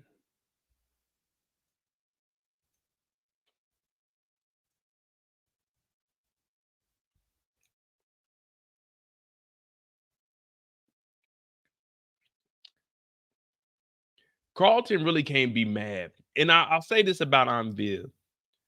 I'm glad she told Carlton the truth. I'm glad she told Carlton, hey, everything that you do, all of your actions, there's consequences for it. We can't look at Carlton as the victim here. Yeah, you're young and you were dependent on these drugs, but these are choices you made. And these choices are going to have consequences, whether you like them or not. And that's why I always say, man, even what you did when you were young, it's always going to stick with you. Yeah, you can grow and get past it. But Anvil was right 1,000% here. She like Carlton. It's over with. Maybe it'll open up later on, but right now you just got to get yourself together. And I know there's a moment also, I'm just throwing it all together, where she's telling Carlton, where he's like, man, I don't even have freedom in my own home because they took the doors They took the doors off of the door. The doors off the door. They took the doors off the hinges. They want to see everything that he got going on in here. Because remember, he used to have dope in the drawers. So it's like, damn, Carlton, this is all because of you, man. But I know Carlton's hurt because of the Princeton. I'm trying to think, is there an example I could use for one moment? I'm like, man, damn, I fucked up. But I don't ever look at life like that. If I mess up and ruin something, an opportunity, I just look at, hey, man, I got to take the next one. So I never have no, I don't know, man. I just, as a young kid, I never set goals in life. Maybe like milestones, but never set any, me personally, I don't set any goals. Because if I don't reach it, then I failed. It's just little milestones. So if I reach them, it's like, okay, that's good. That's a little achievement, but keep on pushing. But Carlton got to understand, hey, man, ain't no Princeton. Your sponsor backed out. You know what I'm saying? They don't want to, hey, no more recommendation. Hey, Mo, Carlton's out. Hey, yeah, tell him to send that letter of recommendation over, man. We don't want him over here no more. We don't want him over here. We don't know what he on. So Carlton's heard about this, and him and Will wouldn't have that kind of relationship if Carlton never flipped out on him. Carlton always got to flip out on Will at least once a season. Once a season, he got to give Will a piece of his mind. Because remember, Will, he messed up his interview with Q.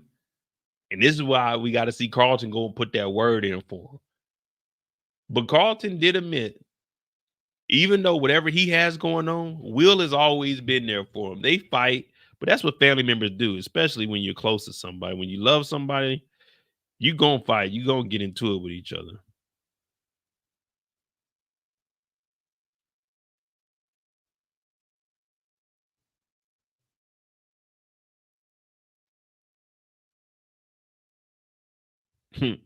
He's like, you know what, Will? That's some bullshit. I lost Princeton. Like, all right, Carlton, my bad, brother. It's the parents' home. They can take the doors off. Man, if my parents ever would have told me they taking the doors off of the door hinges, I wouldn't have been at that house. Shit, fuck it. This is how we living. We living raw. We living like savages. I'm gone. I got to go. I can't live in this house. Sometimes I like to sleep naked. I can't be in this house with the door wide open. You get the breeze from in the hallway. People walk in, the light on in the hall. Oh no, I need the door on my shit. Well, I'm gonna go sleep in the basement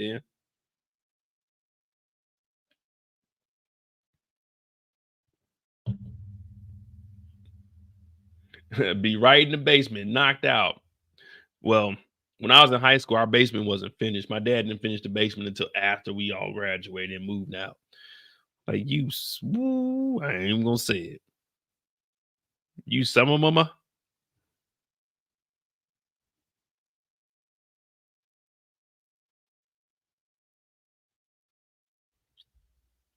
Let me see. What's another significant moment for Kylie Carl?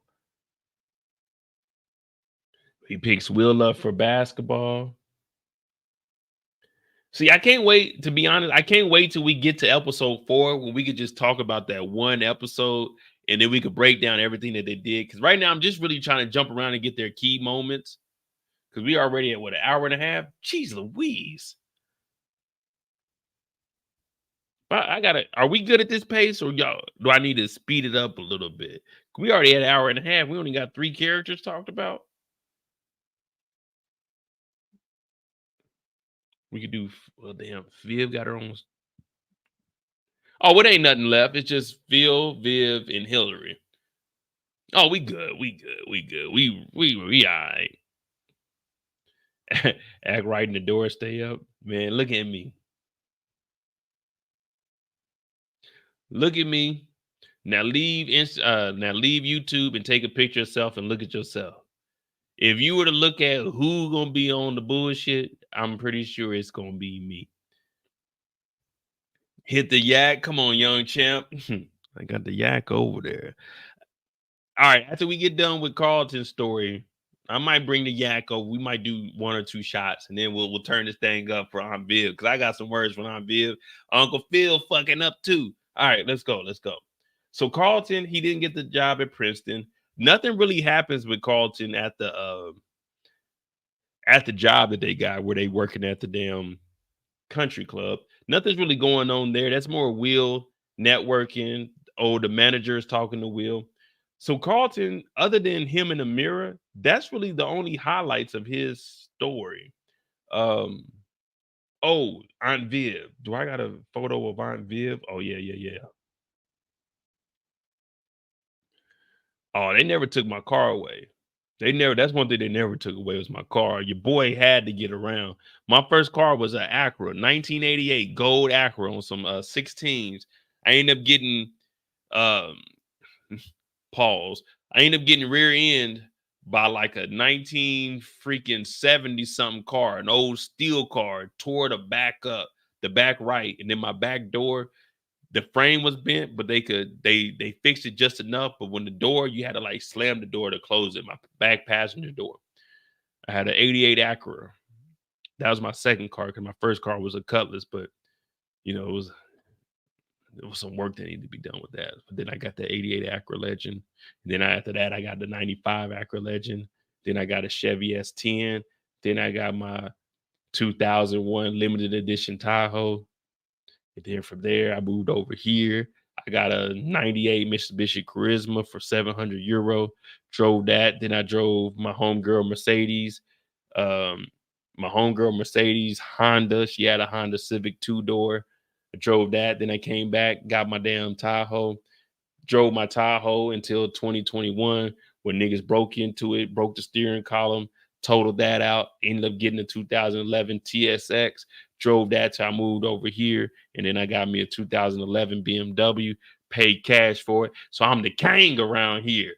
But I ain't even mentioned all the Cutlasses and Monte Carlos I got, because those are primary cars. But anyway, let's continue on. Let's continue on.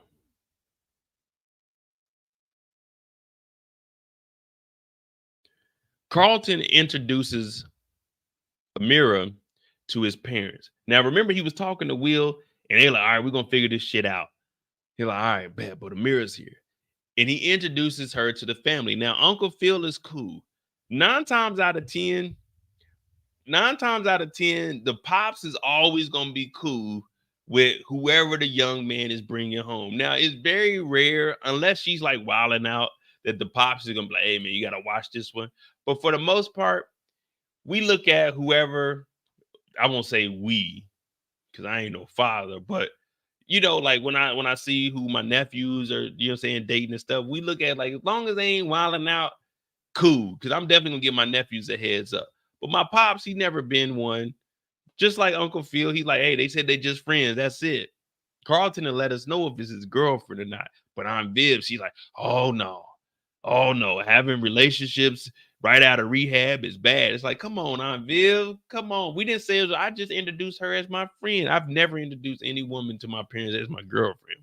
Hey, this is such and such. I don't put no label on that. Just, hey, this is such and such. And meeting my parents, let me tell you something. Meeting my parents is not an honor. Meeting my parents, you just a regular person. Meeting my parents. Oh, girl, I met his parents. That don't mean a motherfucking thing. My parents have met so many people in their lives. Meeting you was just another person. But Carlton, he's happy. Amira, she's a recovering addict. She'd have been in and out that rehab a couple times, though. That's the only problem. But Uncle Phil's chill about it. I'm Viv talking about, you shouldn't be that close to Carlton. And she basically runs Amira off. She didn't say bye or nothing.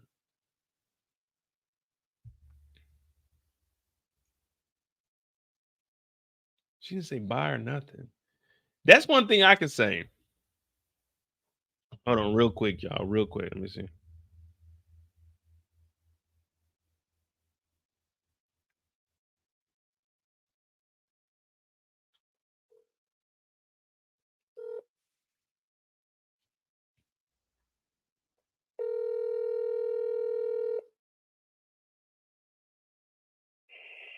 Hello? Hey, are you busy? just riding. What's up? All right, I got you on live right now, so be careful what you say, Mama Mo. We got Mama Mo in the building, y'all. Hey, Mom. Yes, sir. Hey, come on, Mom. You ain't gotta call me sir. Come on, Mom. Keep it real. What's up, son? Ask me the question, son. Ask me the question. See, How's you that? don't have any online like customs and courtesies. Now you're yelling. People on here, they laughing at me now. But no, I was just gonna ask. So I love you, though, but I love you. I love you too. So let me say, Okay. because we're all right. So we're watching Bel-Air. You know, Mike. This is one of the sets that he cut hair on, so you can understand. You know, Bel-Air, Will Smith. Yeah. All right. So the son Carlton is introducing the girl to his parents. Now, she's a recovering. I guess she's a drunk. I'm not sure if she's a drunk or a junkie or whatever. But if I was to introduce a druggie, a ex druggie, let me say an ex druggie to you, how would you take that? Would you be like, okay, you trust your son enough to be like, okay, he has good judgment, or would you kind of tell her, hey, you don't need to be with my son because you just got out of rehab? Oh, if she just got out of rehab? No, we both got out of rehab. Oh, no. You don't. No. Oh, no. You both got out of rehab. It's like, Gamblers Anonymous, and two gamblers meet, and then they get together, and one says one day, well, let's just go buy some scratchers. All right. Well, why don't we just go to the casino for 2 hours? Nah. Nah. I'd have to say no. But what if I really like, I'm like, this is the one, Mom. No. I'd have to tell you, no, she's not. And pray that you listen to your mother. No, I'm listening. I'm listening to my heart. Sometimes you got to listen to your heart. Listen to the beat. Listen to the rhythm of the street. Oh my Lord. And you know what? Sometimes when you listen to that beat, we hope your heart don't stop beating when you make that big mistake. No, see, when I find that one, my heart's going to skip a beat. That's how you know it's the one. So when my heart stops, like, oh, that was it right there. I call it a heart sweat, Mama. Oh my gosh! But you can't. You guys are being dependent on each other. That's not going to work. No, that's how we build. Work. See, when we're apart, we're individuals. But when we're together, we're one. Yeah, one of y'all going just straight down the wrong path, and then the other one's going to follow because you're one. No. All right. Disagree. No, I just wanted your opinion because I was trying to see if you'd be cool with it. But you were right. Just like I said, y'all, my dad wouldn't care. He wouldn't really ask. He'd be like, hey, I mean, if you happy, all right, cool. My mom would be like, oh, no, y'all both in rehab? No.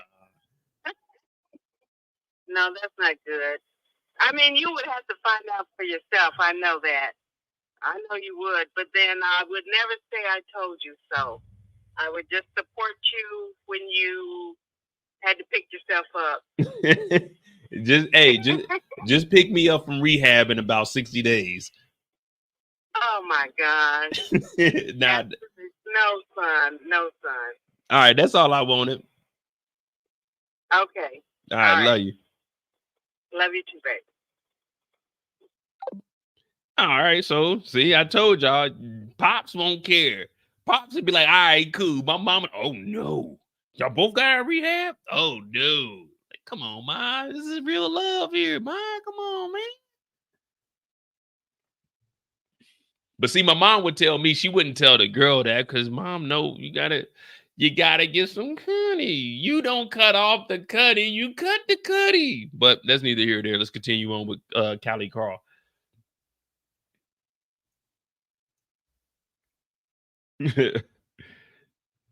Mom has the same sentiments as Aunt Viv. Exactly, man. That's why I say, man, Dad wouldn't care. Mom would be like, oh my God, she's a recovering addict and you are. Well, I ain't no addict, Mom. I just went in there. I got caught up in the bullshit. All right, so Carlton introduced Amira, but Amira runs off and she's distant. We know Carlton ends up going to another rehab facility. Well, it's not a rehab facility. It's just more of let's just call it Alcohol Anonymous. But what what were they doing? I'm kind of confused. So you guys remember when Amira called Carlton out and there was the he guy down there? And he's like putting his arm around Carlton, talking about, hey, sit up front. Like, what are they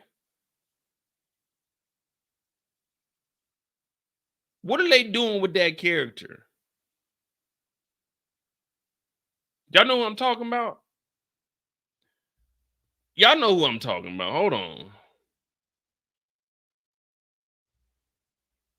What are they trying to do with this character? Because I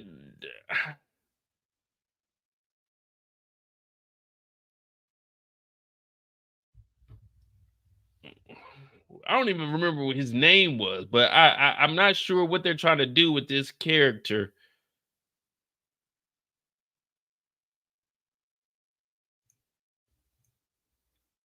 And what's his significance? Like, is he going to be a mentor to Carlton, or?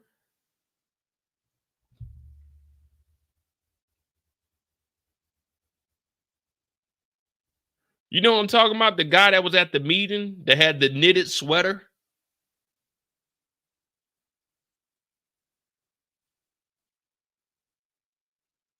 Like, what is his purpose?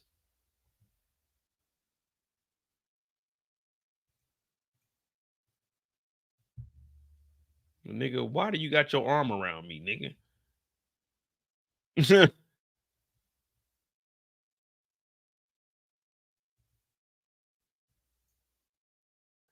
What up, OT? Yeah, what is like what are they doing with Spencer's character? Like, I know they're not introducing this to my boy Carlton.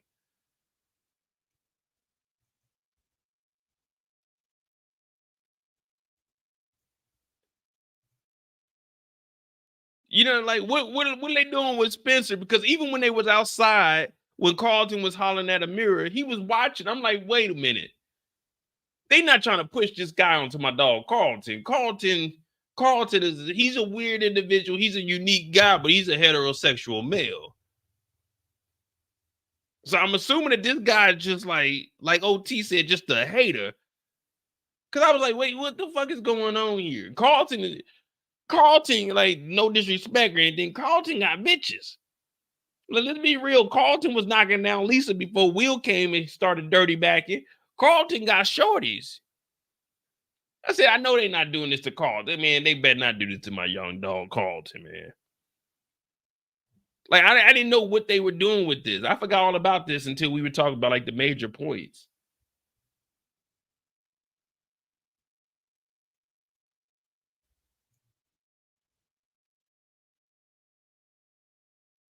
I'm just saying, like, you know me, I don't mind. You do whatever you want to do, but I'm trying to say, like, hey, like, that's where I gotta draw the line. My nigga Carlton ain't never. Carlton, he may have been unique. We may have been like, man, this nigga's different. But Carlton was never a hell no, not my nigga Carlton. They can't do this to my dog. Maybe this guy's gonna give Carlton advice, like, hey, you know what I'm saying, you need to go to the meetings, and he's just like a mentor or something. I like, man, I hope they not taking Carlton's character down there. That's not what Carlton does. That's not Carlton at all.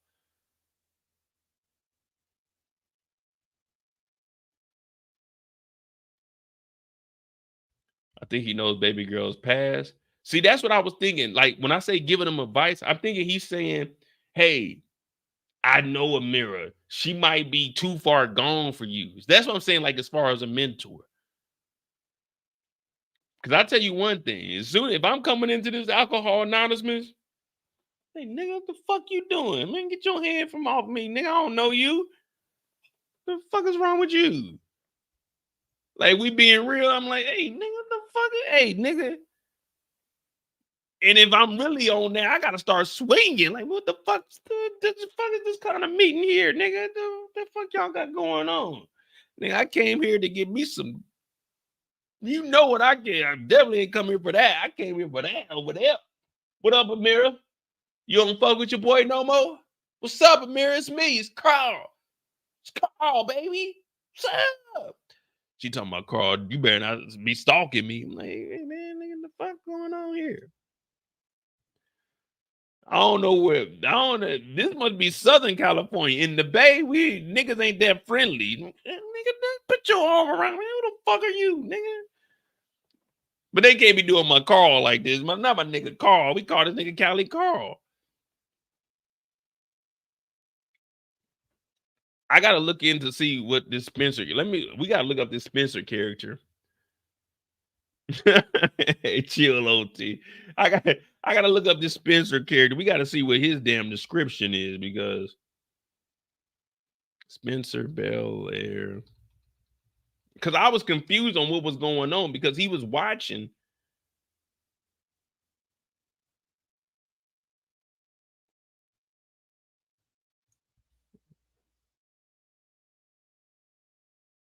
He's got to know. Yeah, he just got to know about old girl, man. That's what it is. It's got to be.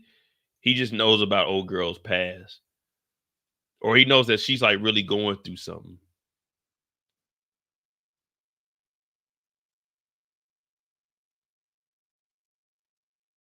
I'm trying to find what is the end.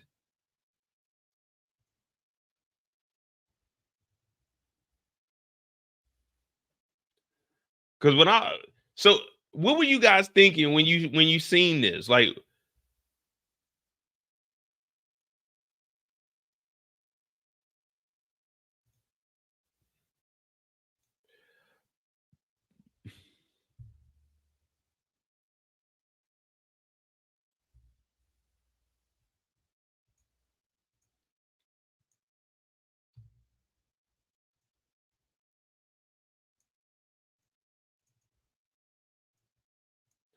I'm on the spot. I'm on the spot right now. I'm going to grab all this stuff for y'all. Pause.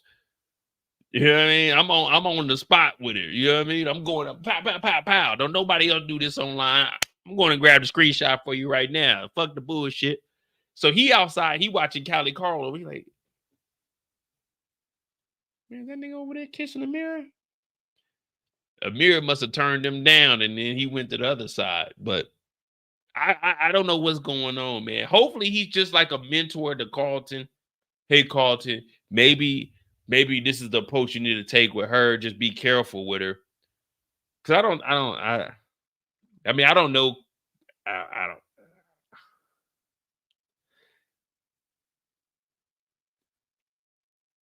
Hey, who am I to judge? But that ain't Carlton, man. Yeah, she recovering. She been in rehab multiple times, OT. So she got an SRT. She got a fucking Hellcat. She's of age. She's probably like 23, 24, but that drugs, you know what I mean? Shit, you never really know though.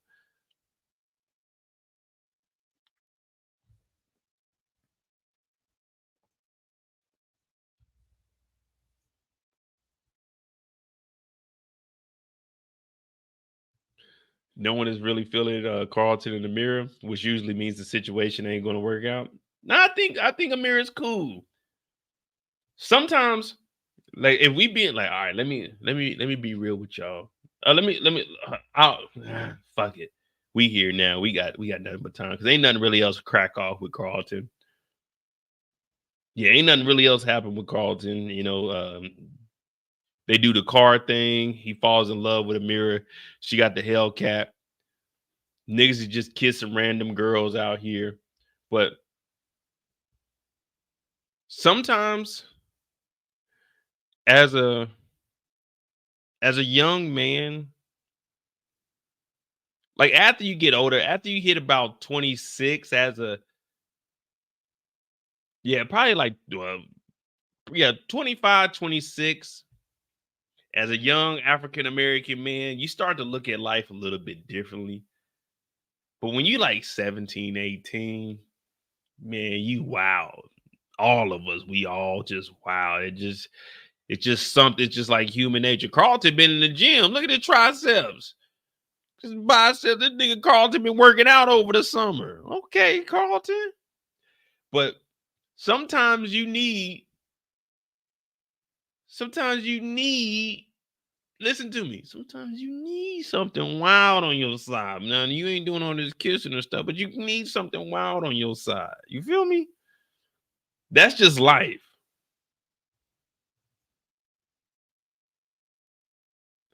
Nah, this ain't no wild. This ain't no wild body. This is a regular SRT Hellcat. Hellcat. Hey, look at her. She like, golly, that motherfucker loud. Look at this motherfucker over here. She like, damn, the motherfucker loud pipes, big rims, boy. That's what I like. Would you guys let somebody drive your Hellcat to race, like to drag race?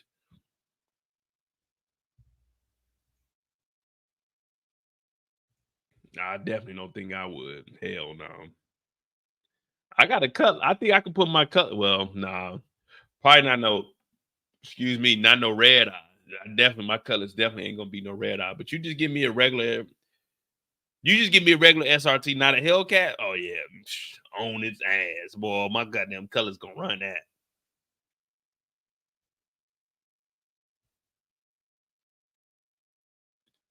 Then they got the Corvette over there too. But yeah, that's pretty much it for Carlton. Nothing's really happened to Carlton that's like too serious at the moment. He's been with Will. They confronted Frederick. They ran off from the damn police. He's with Amira. Like they said, no one's really approving Amira, but it is.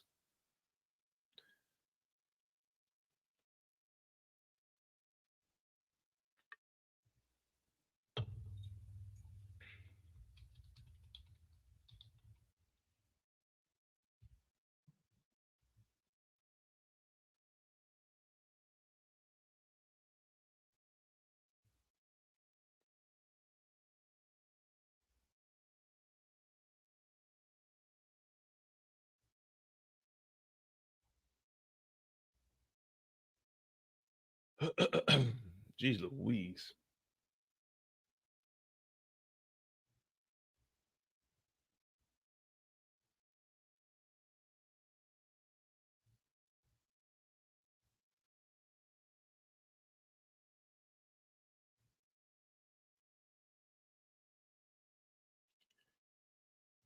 Let me see what we got. What we got. What we got.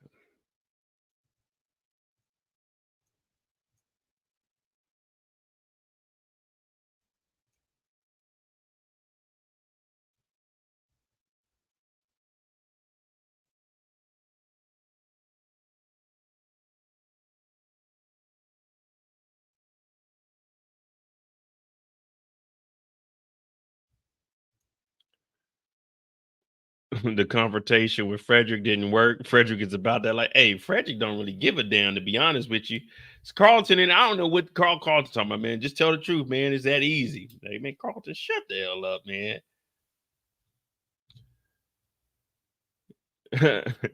Carlton talking about, man, look, just come clean, man. Just tell the truth. Just tell the truth. Carlton was about to smash until Will's whole ass started beefing. Hey, for real, he was about to smash when they was in rehab. But then Will came pounding on the door. Hey, Carlton, open up in there. Like, yeah, goddamn, get out of here. Get out of here. Get out of here. Man, sometimes it be like that, man. Every now and then people gonna hate. Haters, they gon' hate. Players, they gonna play. Ballers, they gonna ball. Shot callers, they gonna call. Just Getting to talk about trying to tell me about cars.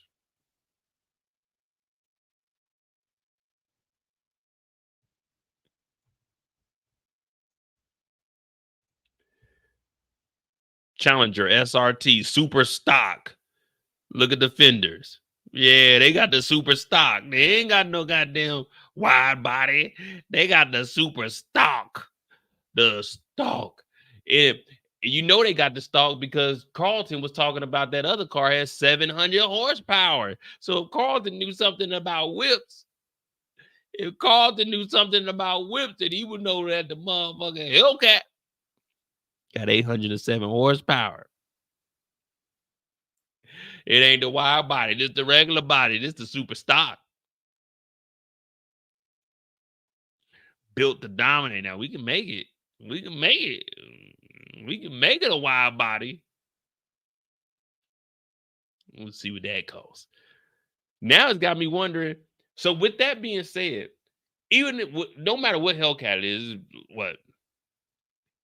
Let me see. They got the Hellcat, jailbreak. You got the dead eye wide body. You got the scat pack. They probably got just the regular jailbreak. No, they got the super stocks, the high one right there. You got the wide body. You got the wide body. I mean the red eye. So she spent at least a 80 piece. What did y'all think she do? What do we think that Amira does that she can afford a goddamn Hellcat, regardless of what it is?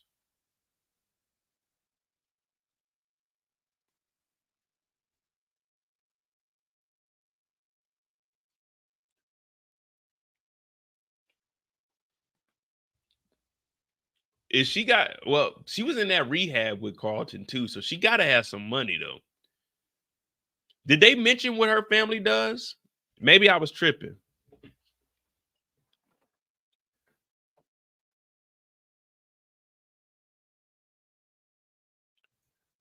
She was high that night, letting niggas drag. Hey, bruh. OT. Matter of fact, OT's in here. OT is the realest in the chat. If y'all don't know OT Lungs, this is my dog, man. He from Detroit. He gonna keep it real with you. He gonna keep it funky with you at all times. Detroit. That's Detroit, Michigan. Not Detroit from your city. Detroit, Michigan. OT. I already know because I was already going in the beginning talking about I wasn't letting none of these niggas drag race my car anyway. If you were to drag race a car, $35,000 is on the line. OT, how much do you want out of that $35,000 if you're drag racing? How much do you want out of $35,000 if I'm getting in the whip, risking my life, and I win this race? Dog, 35,000. I'm gonna need at least 20 out that.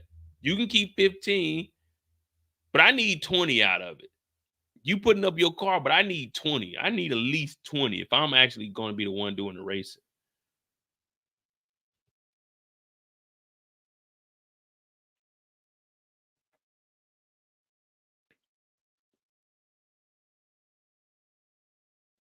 $35,000. 150s, being on teenies. 150, being on teenies. You can get these titties on. Exactly. If I'm racing, I need 20. I need the 20 piece, man. Fuck all that. I'm risking it. Get 15, bro. Because if we lose, I lose my car. Yeah, but you're not like you need the money. That's my thing. Jazz needs the money. It's like, dog, I'm risking my life to win for you. I need at least 20. Let's just say you go out there and you racing for, well, no amount is worth risking your life. But let's just say you go out there and like the car flips over or something. Then what? Jazz loses his car, but now you in the hospital and you lost your leg. I need some money to risk my life. Because if that's the case, Jazz, why don't you get out there and race? And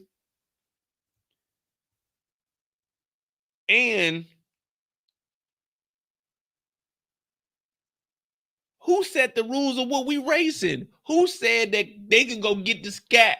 Like, who said they can go get the goddamn Hellcat? Who said that? Who said they gonna get the cat? We said we drag racing, me versus Jazz. That means I got to see what car you got before we even get up here and line up and race. They done went out here and got a Hellcat. Like, come on, man, that ain't fair. We racing for the Impala or no? Put the Impala on the line. I'm gonna race the Impala. That's what I'm gonna race. I'm gonna race the Impala. That's what we racing. As soon as they brought the Hellcat, I was like, oh hell no, come on, man, get out of here, skedaddle, kids.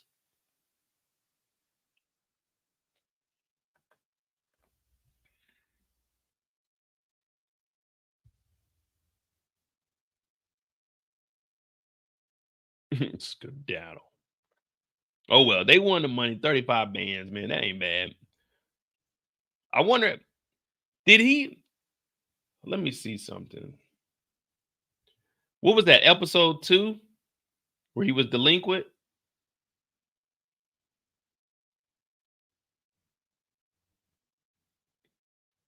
I want to see exactly how much he was delinquent on. Give me a second. I'm about to get it.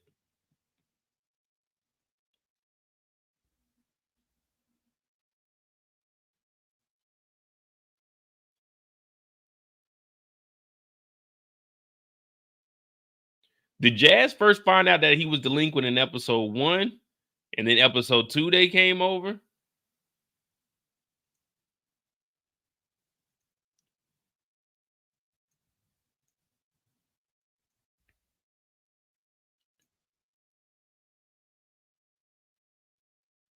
It's 12:58. Give me a second. We about to. Here we go. Here we go. I got it. Hold on.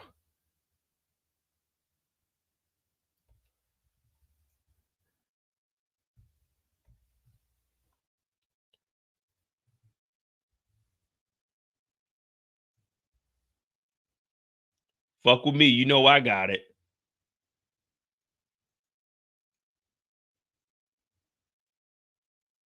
Here we go.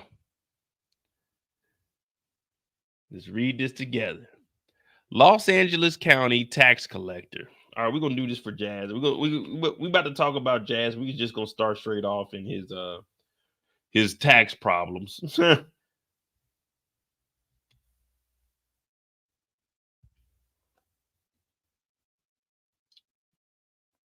All right.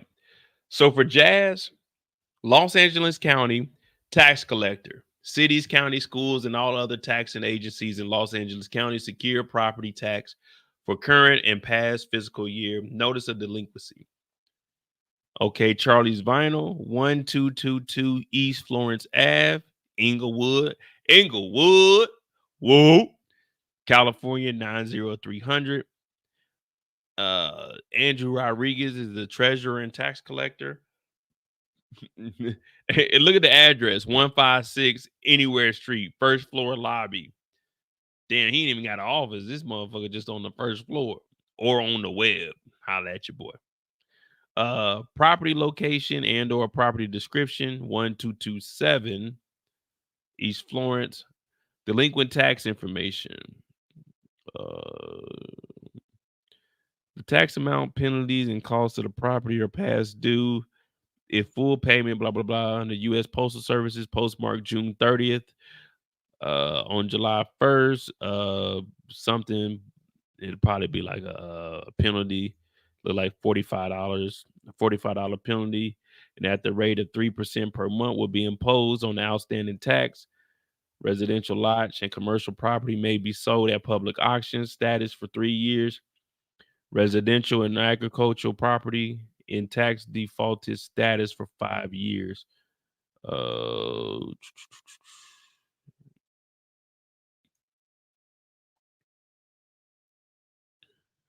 Damn, they don't show the taxes. Hold on, let me run it a little bit. I'm trying to see how much tax it is and see if he actually hustled Will and them. I wanted this little Ashley see it. Because during this scene, we know that Hillary pulls up. Hillary and Ashley pull up. That's my birthday, June 30th. Renee, you need to send. You need to send. You need to send Jazz $1,000 then, because that's how much he owes. OT said Anywhere Street, don't give him shit. That's a scam notice. Hey, facts. That thing said like 156 Anywhere Street. Anywhere Street, nigga. I've never heard of Anywhere Street. I don't even think there's an Anywhere Street in America.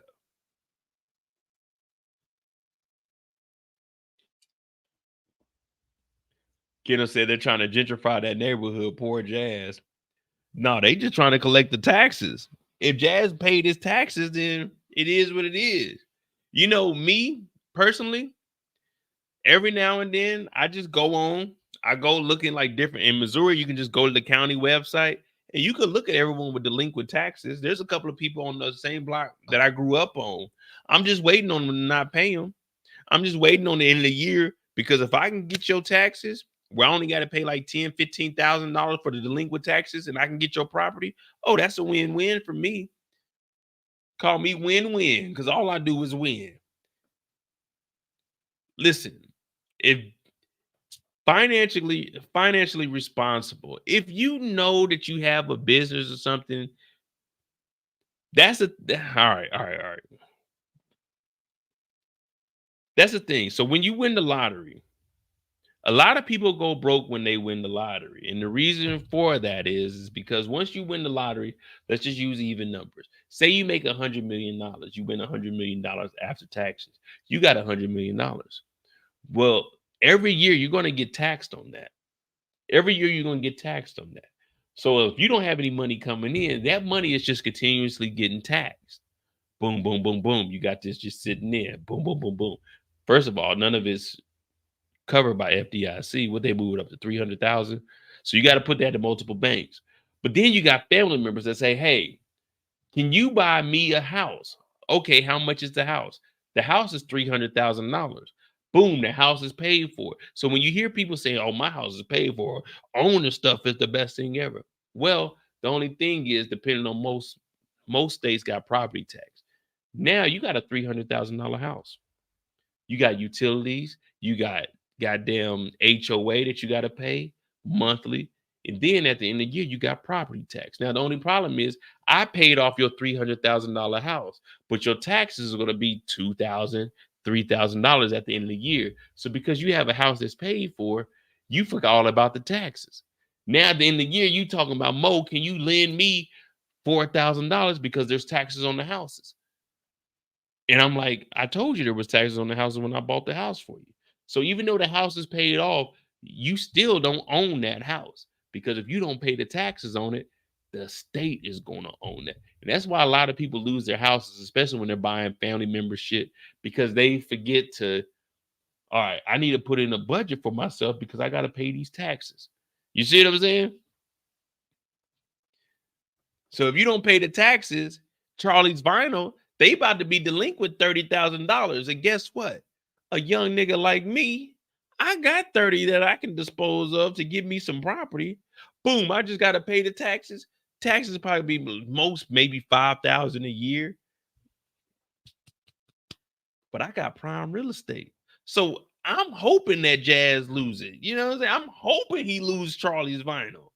So I can grab Charlie's Vinyl, gut that mother sucker out, and then when they kind of come and try to gentrify it, boom, all I paid was the little $30,000 for the taxes. Now they about to come in here, and for this real estate, this land, this property, oh yeah, I'll take a smooth $250,000. Go ahead and write that up. Matter of fact, wire that to my account. Boom, $250,000 off a $30,000 investment. Easy money. See, people talk about gentrification. Yeah, it's definitely bad, especially for lower income people. But listen, if you put yourself in a position to be able to pause on putting yourself there, but if you put yourself in a situation where you can succeed, hey, a nigga being delinquent on his taxes is a win. They say one man's trash is another man's treasure. You can't afford your taxes, you shouldn't have been up in there. You shouldn't be riding around in a $30,000 low rider when you can't afford the goddamn taxes on this building. To me, that's financially irresponsible. So that's why I pocket watch. And now I know that Jazz ain't good with money. So now I know I just got to keep watching Jazz, because at the end of the day, Jazz is gonna fuck up. Maybe it might not be this year, it might not be next year. 3 years, he gonna fuck up. Charlie's Vinyl, it's gonna become Mo's real estate. Real estate. Real estate. So me, I hope Jazz keeps it. I hope Jazz pays that $30,000 down in taxes, because in 2 years, those taxes only gonna be about $10,000 that he gotta pay that he can't afford. And guess what? I just cut back my expenses $20,000, and now we feast.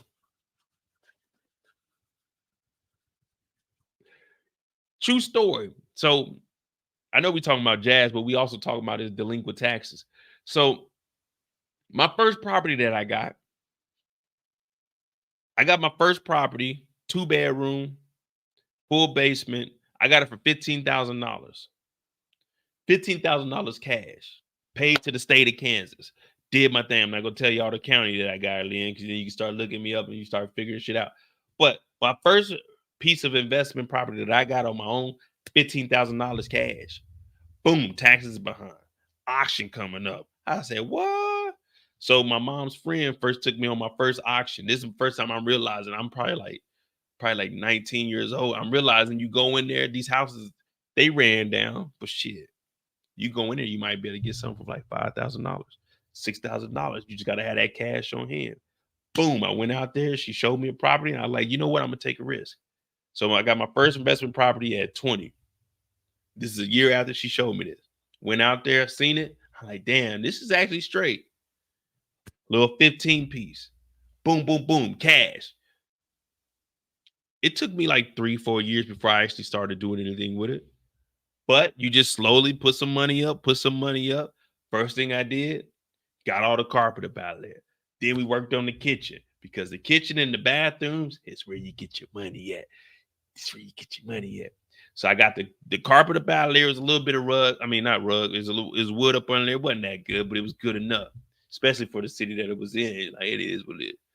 Got the kitchen out. You get you some cabinets, Home Depot, bring them out there. Boom, boom, boom, set them up. Got them, you know what I'm saying? My Mexican partners, they did the counters and everything for me. Did the cabinets. Boom.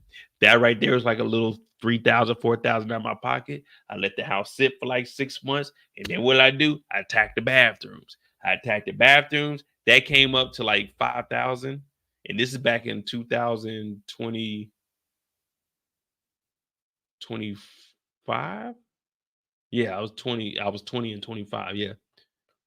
Boom. So that was $10,000 over about 10 months.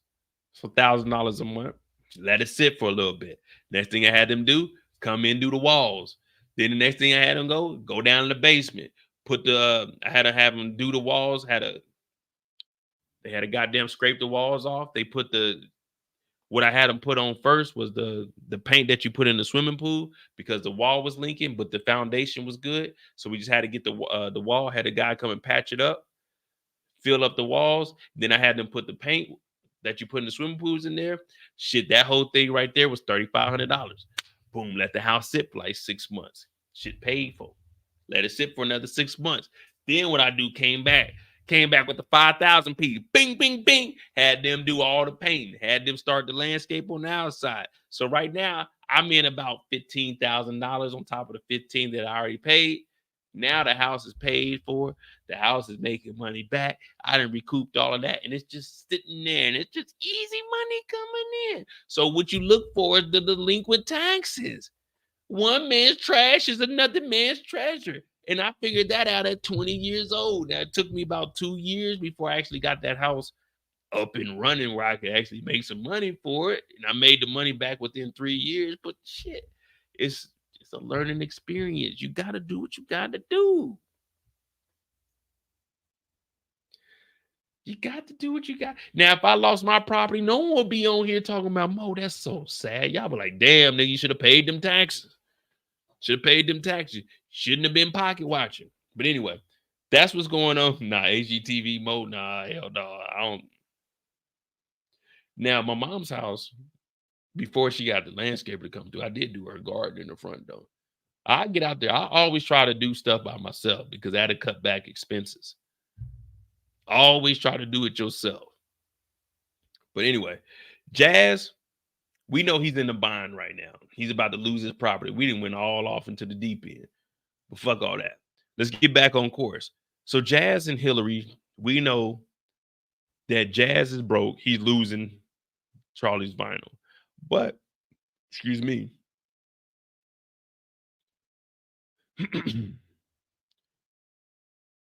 He comes in and Hillary's been peeping him out.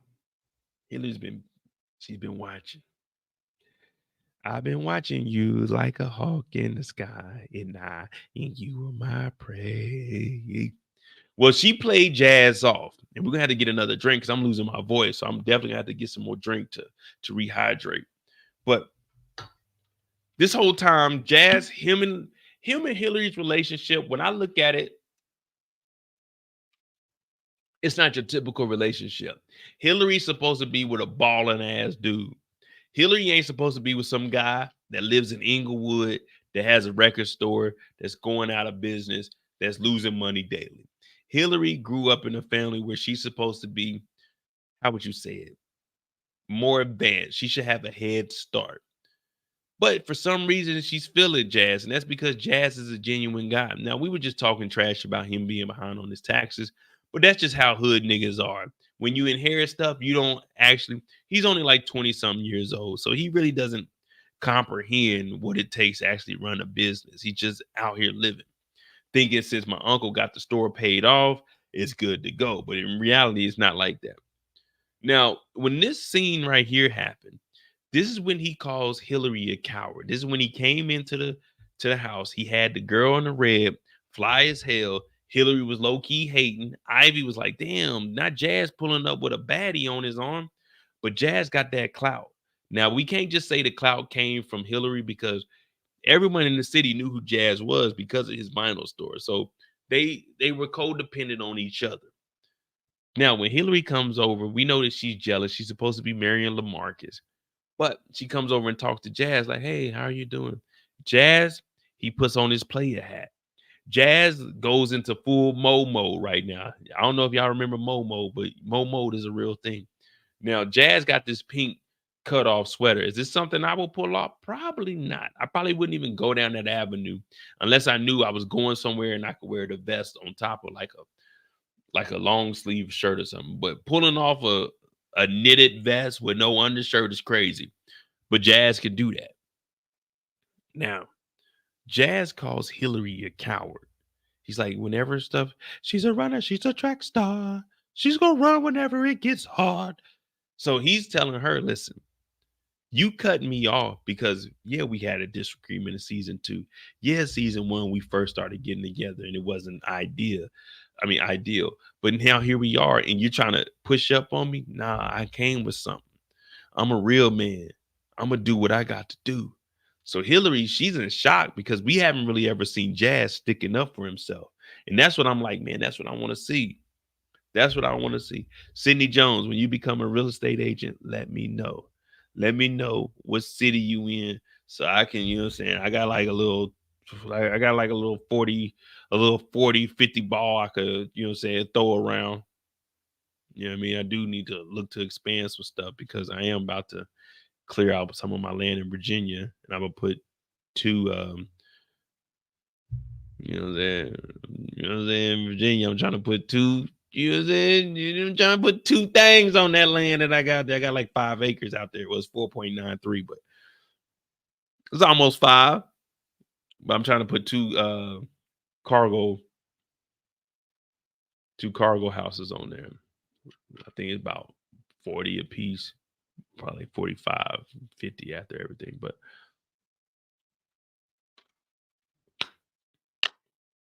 Carlton calls Hillary out. He's like, "Man, you been on that bullshit. Cause these hoes ain't loyal. No, they ain't." That's what Ivy said. All right. So once they get out of here, we do end up seeing him and Hillary kiss a little bit later on. That was in episode 2. No, that was episode 1 that they kissed. Wait, when did they kiss? See, that's what I'm saying. They got too many episodes dropping. When did they kiss? Episode 1? Oh no, it was episode 2. Let me see what I had to say about this because I couldn't remember if it was episode 1 or 2. Hillary and Jazz end up running into each other again. And well, that chemistry's always been there. And Jazz has to let Hillary know straight up, listen, that stunt you pulled with Lamarcus, that's messed up. You trying to give me a handout and have an Uncle Phil give me a loan? I don't want no handouts. I'm gonna do what I need to do as a man. Plus, your whole family likes me, so that means that I'm a good guy. He's not really letting Hillary do too much talking because he has to get this off his chest. Now, Hillary, we know that she's still feeling Jazz, and she's liking how he's talking to her. And they get closer and closer. And while he's telling her why he's such a good man, they end up kissing. Now remember, Jazz is a single man. Hillary, she's the one that's engaged, but she was enjoying this kiss. but she had to stop it because you didn't want nobody to see what was going on. Ah, very well put, Passmo. So the Passmo, he know everything that's going on. I be forgetting, so I got to remind myself. And y'all told me episode 2, so I knew exactly where to go to. But this right, because Uncle Phil had what was this? Was this like an opening ceremony for Philip Banks and Company? Philip Banks and Associates?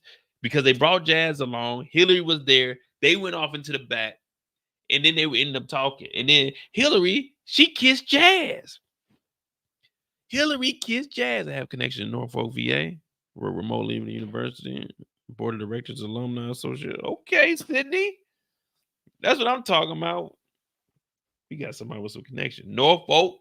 So my people from Lynchburg. My pop is from Lynchburg. So that's where I got property out. Well, it's not in Lynchburg, it's in Amherst. You know Amherst County? That's where my people from. Run out. You asked about the Moors out there in Amherst? That's my people. That's my fam out there.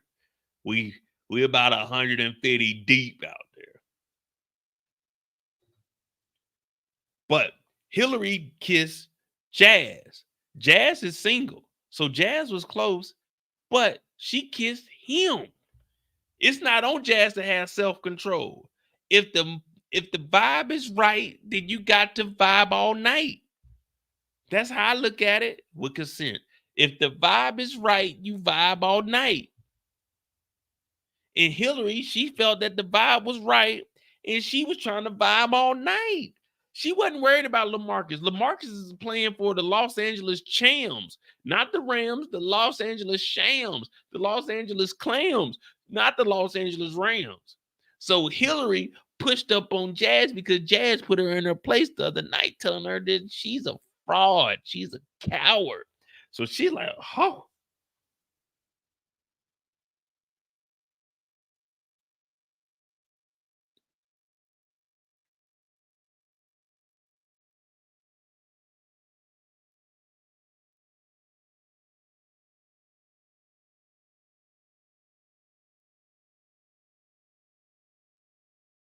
And I'm not making this up because out of Hillary's mouth, Hillary said she kissed Jazz. Because initially she lied and said Jazz kissed me, but then she's like, well, I kissed Jazz. So, damn. I'm trying to think back when I was in my 20s, man. My life was not like this. My life was not like a movie, man. I was out here fighting for scraps. I was out here getting shot at. Jazz is over here getting the baddies. Kissing a chick who was just on a European vacation with a nigga for months of diabolical work. Hey.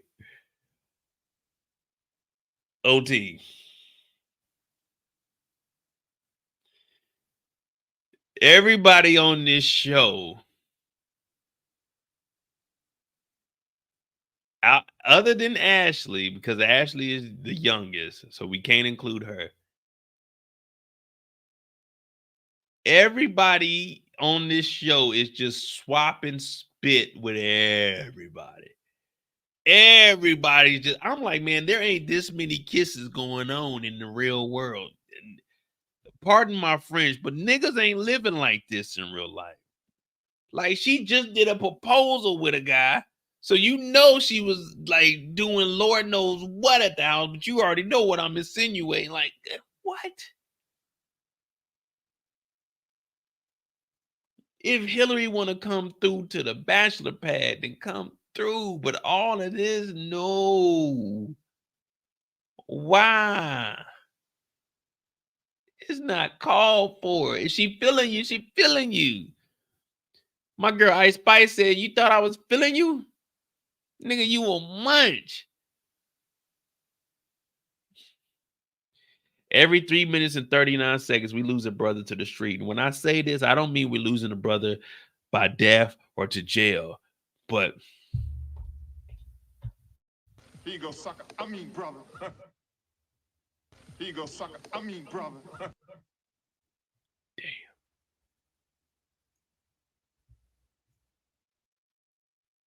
So Jazz gets a kiss. Whole time Jazz is broke. I thought they said broke niggas don't get none. Why can't Lord? I've been on this earth for 39 years. I've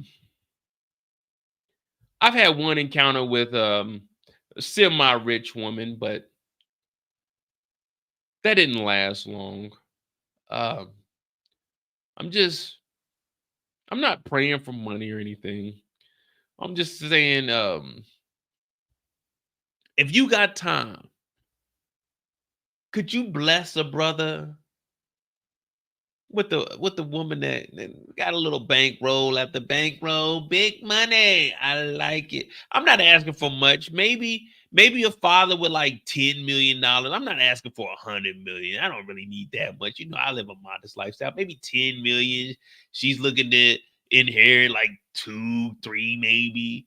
I'm not asking for too much. Just a little just to knock the edge off. Cause you know, I'm out here, I'm working. They not hitting this like button. They definitely not subscribing to the channel. We've been trying to get 50,000 for like the last 2-3 months now. But I'm just saying, if you could just spare, you know what I'm saying? If you just got one, like, she might not be the most, I mean, she's attractive because we all made in your image, but I'm just saying, like, in the flesh, she might not be that attractive. If you just got somebody that's like 15 M's, that's willing to, you know what I'm saying, hey Mo, here you go, it's 100 bands, you know. If you just got someone out there for me, if you could just look out for me. I'm not saying that I need the money, but I'm just saying, well, I'm saying that I could use the money. I don't need them. I could use the money. So if you just got one out there, just let me know. Just have her tap my shoulder, and I turn around. I know this match made in heaven. Come on, Lord. Come on, do this for your boy. Do this for your boy. Oh, thank you. Amen. I'm not asking for much, just 15 M's.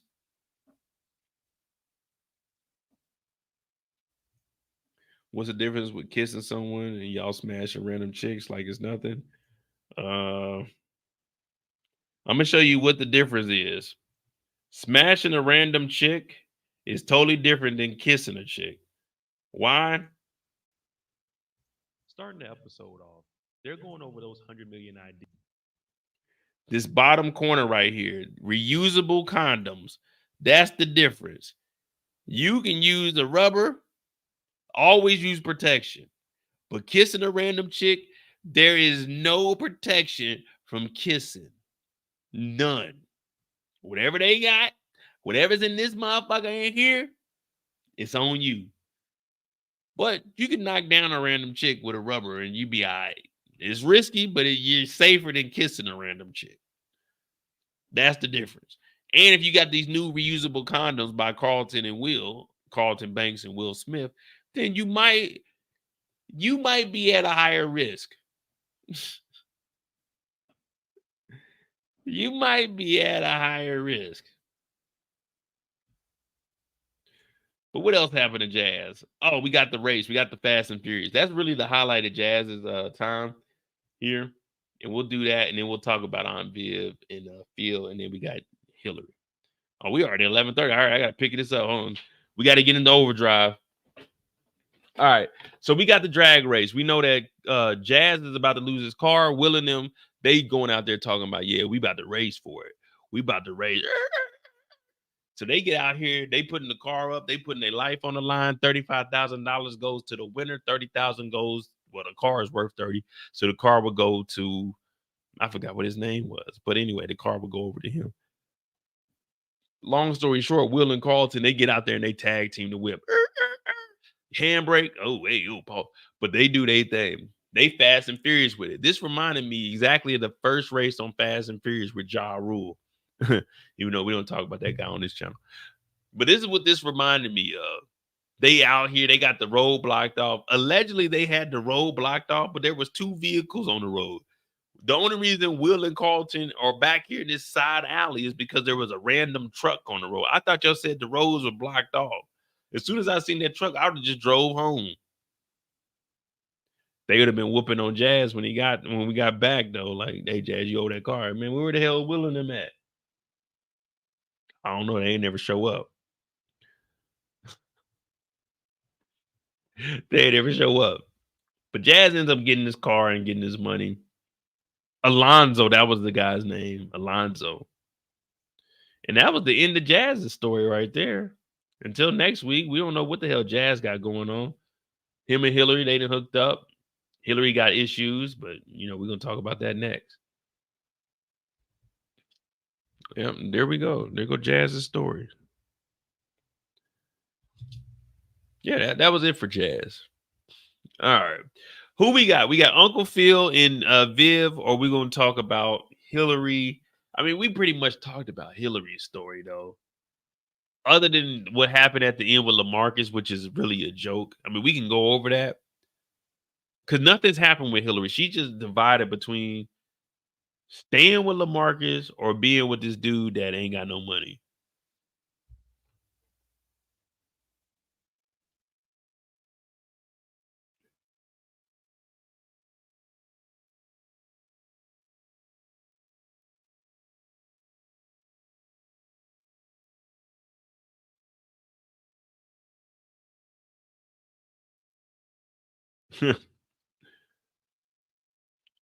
Uncle Phil, Viv. Well, Uncle Phil ain't cheating, man. That was last season, man. If I did something a year ago, that ain't, man. You can't hold that against me.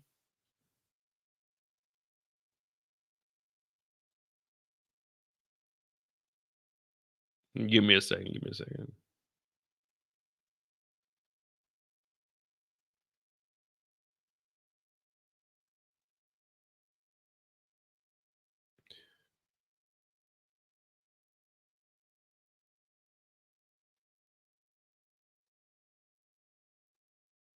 All right. Lamarcus gone like Trevor.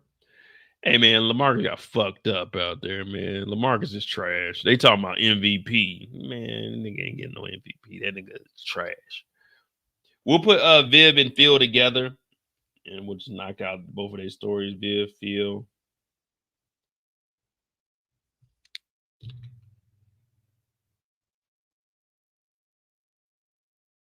I wonder, before we jump into this, I wonder how the actual story. I wish they would have showed us or at least let us hear the conversation between Erica and I want to hear what Erica had to say though, because Erica made it seem like she was the victim. Erica talk about, and we're gonna get into. I'm about to go grab these last drinks too, but Erica, man, and that's why I tell y'all, man, listen, never keep anything around you that you may have knocked down, done anything with. You gotta keep your distance. You don't do business with them, nothing. As a famous poet in Atlanta once said, and you guys might know it, it ain't nothing to cut the off. Say what you saying though. You know I'm the man though. You gotta cut them off, man. MVP to RIP. Hey, I'm telling you, hey man, I think that nigga Lamarcus is dead. Nigga Lamarcus walking. This medic. Yeah, he gone, man. He gone, man. Fellas, if a Jezebel comes in your life and she kisses you, don't push her away. Just go with the flow, because if not, you're gonna get arrested. All right, give me a second. I'll be right back, and we're gonna finish this off. Yeah, that's kind of crazy. We're gonna end the story. We're gonna end the story. We got Phil and Viv, and then we'll joke around about Lamarcus. Do y'all want the truth about Lamarcus, or y'all want jokey jokes about Marcus? Because let's be real, there's no like.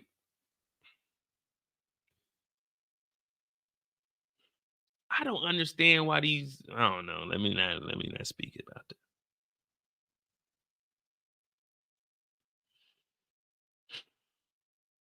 I shall return. Phil is an idiot. Hey, I'll be right. Hey, Brillo. Hey, Brillo, give me 2 minutes. Pause. If you want to join, we can talk. I'm gonna bring you on for Phil if you want to. If you good for that. Hey, just let me know. Just put yes in the comments. I'll be right back. I'm about to go grab these last Trulies. Hit the like button. Hit the subscribe button. We at what 2:45. All right, we on schedule. We good.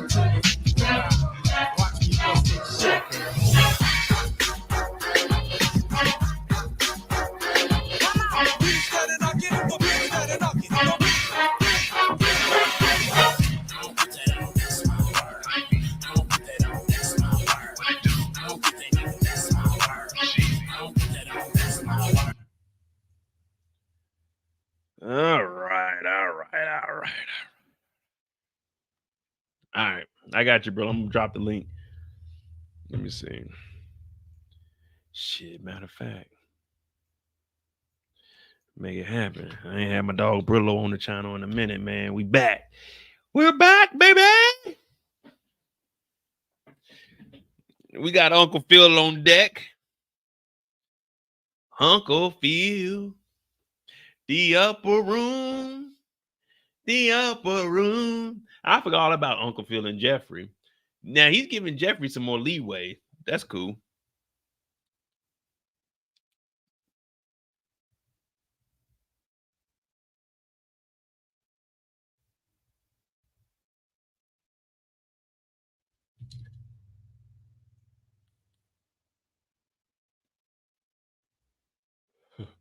I would have smashed Erica Ville playing whatever.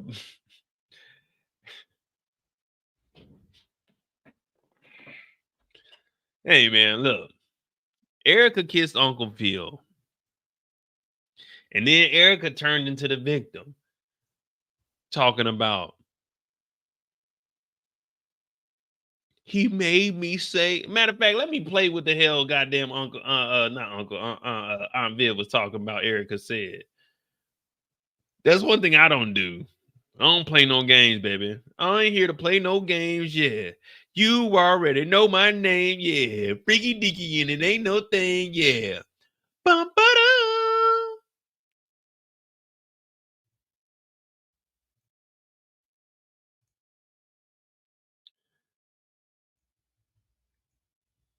And the crazy thing is, I'm Viv when he said I didn't want to bring any more stress into this relationship. I'm Viv gonna say, so the relationship is stressful? Yeah.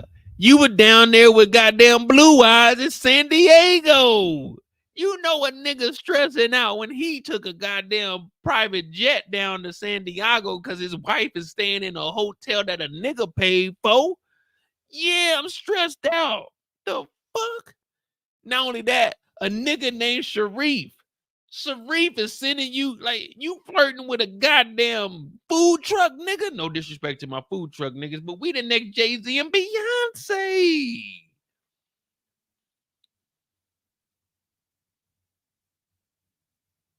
The fuck is going on here? I gotta hear what Aunt Viv had to say though, because Erica trying to play victim now. I didn't say anything because it was nothing, Viv. So you chose to lie and then asked her to do the same? No. I didn't choose to lie. I didn't lie. Listen, if I don't say anything, it's not a lie. It's only a lie if I say something, and I didn't say anything because I didn't want to lie to you. As Kodak Black once said, "Bae, I lied to you, but don't you lie to me." I'm allowed at least 3 lies a year, at least 1 lie a quarter.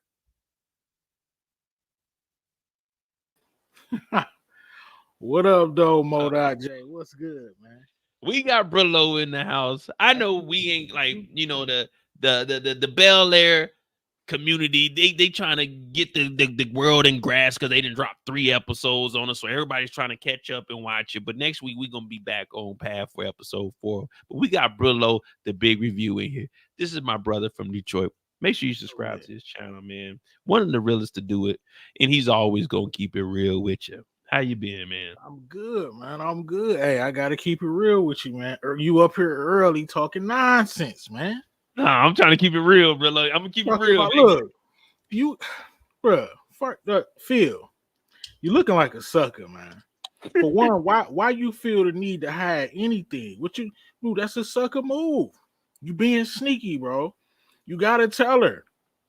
It's gonna make you look crazy. And the fact that you scared to tell her is a sucker move, my dude. All you gotta do is say, look, Viv, she tried to kiss me, but look, this is how we gonna play it. You're not gonna act a fool. I gotta get this money. She bringing good business into the firm. You know I tried to do. I'm starting some new business up. You gonna chill out. She kissed me. I pushed her away. You ain't gonna say nothing about it. You gonna do your little art 1, 2. And look, you tell this dude who sent this flowers, I need to see him. Because you crossed the line. You send a thank you note. You don't send my wife no flowers.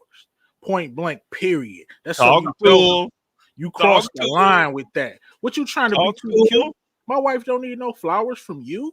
What are we doing here? I got a problem with that. You sent a thank you card, sucker. And them tacos was dry, my G. Oh, hey, but see, that's on Aunt Viv. Aunt Viv is just too friendly. Even Hillary called her out like, man, this guy's flirting with you. But she's still accepting the flowers. So it's like, and this is even prior to even knowing what happened with Erica. So it's like, yeah, you remember Detective Don Carter. I thought she was about to last season. I thought she was about to do something with his name wasn't Don Carter on that show, but no, it was on there. Yeah.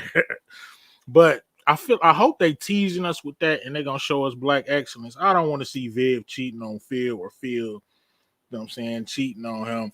I hope they just giving it to us. But yo, Phil, you gotta tighten up, man. You seem scared. Fellas, you can't, that's a sucker move. I'm not hiding nothing from anybody, bro. And can't nobody scare me enough to make me hide something from you. Nah. You ain't like on some real, I agree with. That's why I say Erica kissed him, and now she's trying to play victim. Like, he told me not to tell you when she was the one that did it. But now, if I would have knocked her down, then I'm definitely not saying nothing. But if if she kissed me, then I would say something. But if you super solid, I'm standing on that. And if Viv don't like it, bro, can't nothing turn me up more than me knowing I'm right. You know what I'm saying? Me knowing I'm right, and you still feel a way about it, bro. I really don't care. Nah, if I didn't, like you said, if I didn't knock her down and this and that, then yeah, we not saying nothing about no kiss or nothing. But Phil, you know what I'm saying? He's super solid. So he shouldn't have had no reason. And I agree with you 100% on the kiss. I'm like, nah, she tried to kiss me. She did that. And I told her like, hey, nah, it ain't nothing like that. And that's why I told her like, hey, man, it can't be. And then he even earlier in the episode, when he came and told Viv, he said, hey, Viv, I'm thinking about getting my own clients separate from Erica. She's like, why? You said this. I'm like, damn, look, I'm the one keeping the lights on because you ain't doing. I mean, she got the new job as I don't even what the head of the museum, but when he presented it to her that he's trying to expand the Phillip and Associates, she's talking about why you don't want to work with Erica no more. Like, what the fuck? She's a goofy. I will say Viv is goofy, and I know you already talked to her. Like, that's dumb. More clients equal more bucks. Why Yeah. wouldn't you want to? Why would you want to just depend on Erica's clients? That's a dumbass business plan, bro. Like, what? You supposed to double up. Viv messy, and she act like she in high school, man. I know you already talked about her, but man, No, I haven't. I mean, in the beginning, I just gave like an overview of everybody, but I was putting Phil and Viv together. I was gonna do their story together, but then I seen you, so I was like, all right, I'm gonna bring you up. But that's what I'm trying to say. Everyone's acting like Viv is just the innocent one here. No, if there's no secrets, then hey, why didn't you tell when Sharif was flirting with her after the event and Hillary said, I'm gonna tell dad, she said, oh no, don't tell Phil. Why can she keep secrets from Phil? But when Phil's like, hey, I didn't want you to know about Erica because it was nothing. You know what I mean? So that's what I'm saying. And then we had right. I'm gonna say Don Carter last season. She didn't win off to San Diego. I wish my wife would go stay in a hotel that a nigga paid for. Facts. Hey, listen, I'll say this. Him knowing his wife, I fully understand why he wouldn't even say nothing. But me just being me, I'm gonna say something because you know what I'm saying. My wife is a detective, bro. She gonna find out. So you might as well just keep it a buck. And that's just what I live by. But I understand why he wouldn't say nothing. Knowing you got a goofy wife like Viv, it's gonna run into conclusions. Like you just as a man, you know who you dealing with, bro. And you got to play it accordingly.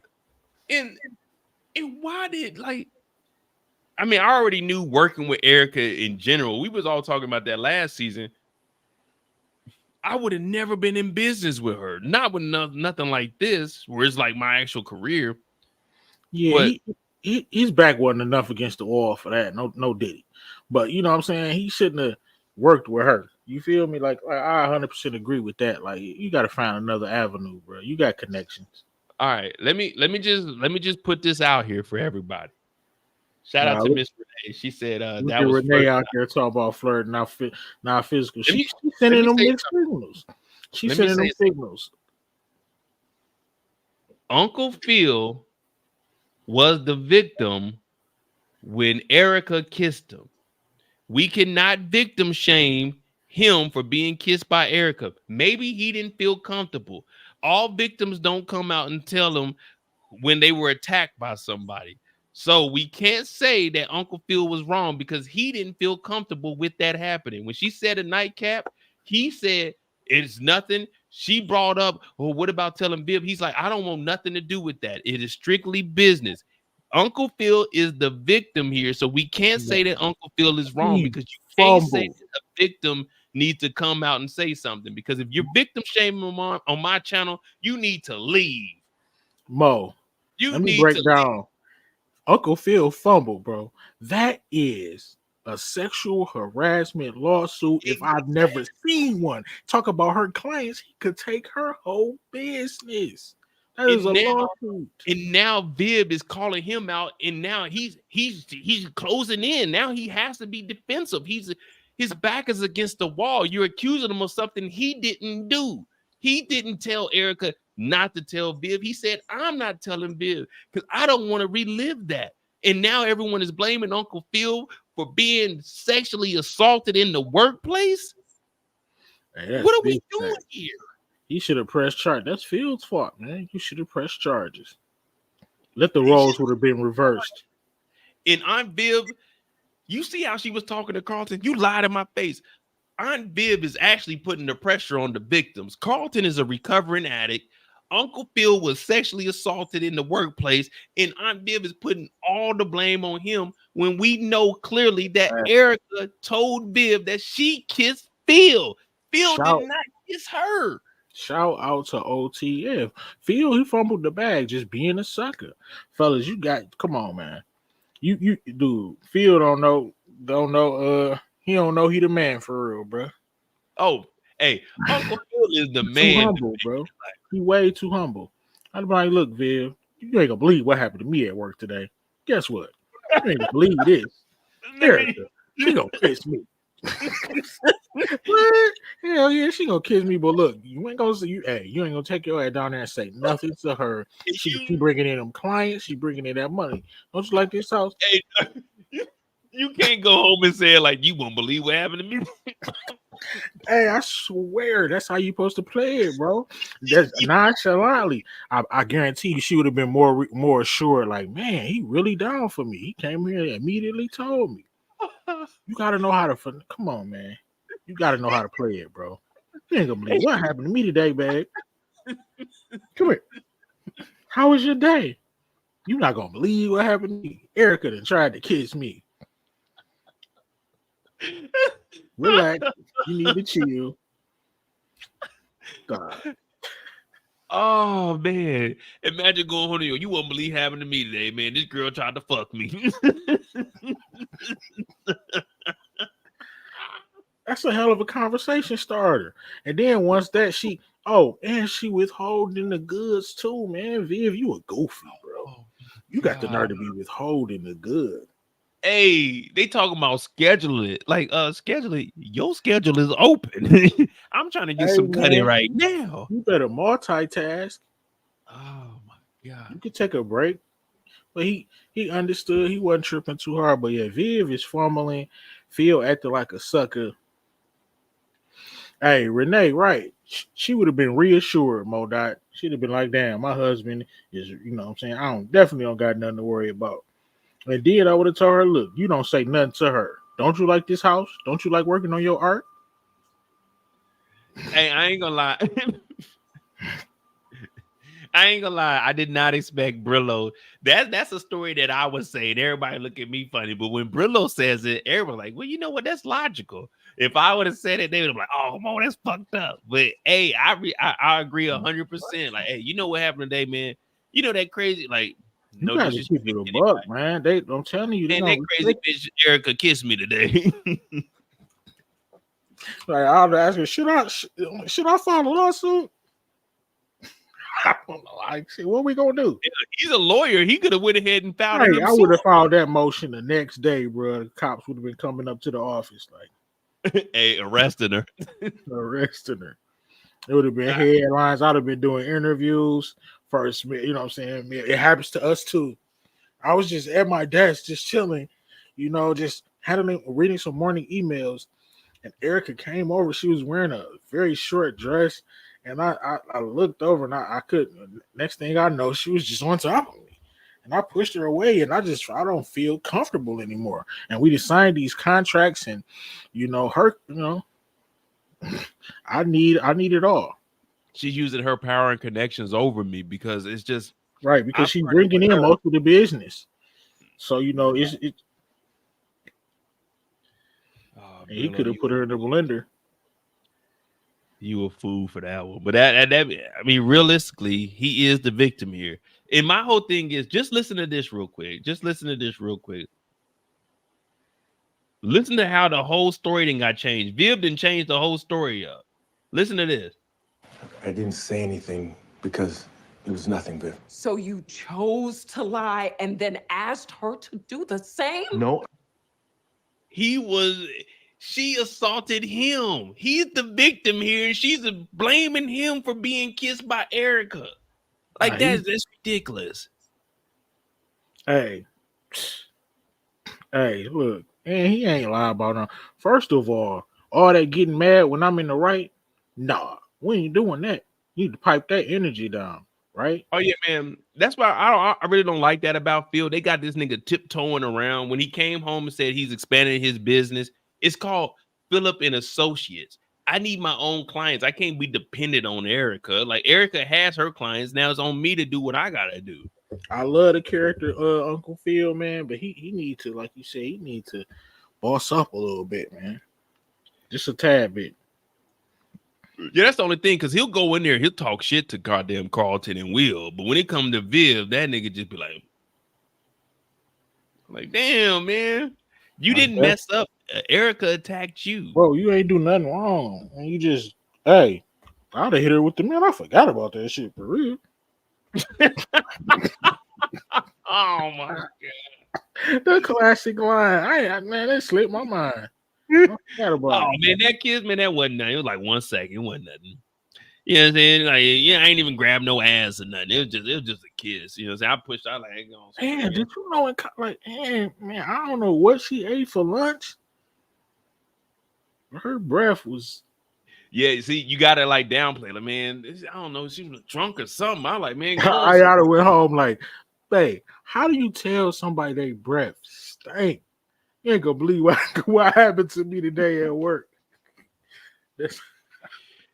Hey, all right, real quick, we taking a page out of Brillo's book. Is that big facts or all hell no? You go home with the, how do you tell someone they breath stink? Is that big facts it will work, or is it oh hell no?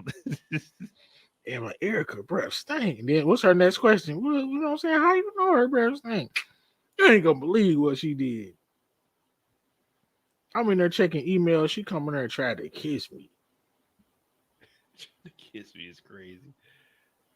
Yeah, like and then Erica only like, all right, if we being realistic, the only reason Erica folded is because she wanted Viv to know, like, nah, I'm trying to push up on, you know what I'm saying? She trying to make her jealous. That's the only reason she folded, because a real side chick or somebody that's really trying to fuck with you, she wouldn't have said nothing. She would have just be like, oh, I'll just distance because I didn't know about your relationship and how you were with Phil. But she told all this and then tried to say, oh, well, he told me to lie about it and I say nothing. Man, you shouldn't have brought it up at all. No, they gonna always say something. Dudes will keep it solid. They gonna always tell. If they feel like they not getting what they want out of the situation, a woman's gonna tell it all. Yeah, man, that's Uncle Phil out here bad, man. Carlton is doing better with his women than he is. She'll be all right though. They just you know what I'm saying, giving us some entertainment with this. They trying to portray black excellence. They not gonna hide them, you know. Yeah, and that's what I was saying earlier. I don't think that she's gonna mess with Sharif. I think it's gonna get to a point where he might get close, but she says, "No, I'm married," and you know, it's like, because she's gonna realize that Erica was the one that did wrong. I don't think either one of them are gonna cheat. Even I talk my mess about Aunt Viv. I love Aunt Viv because, you know, she's an artist, but I don't think either one of them are gonna actually cheat.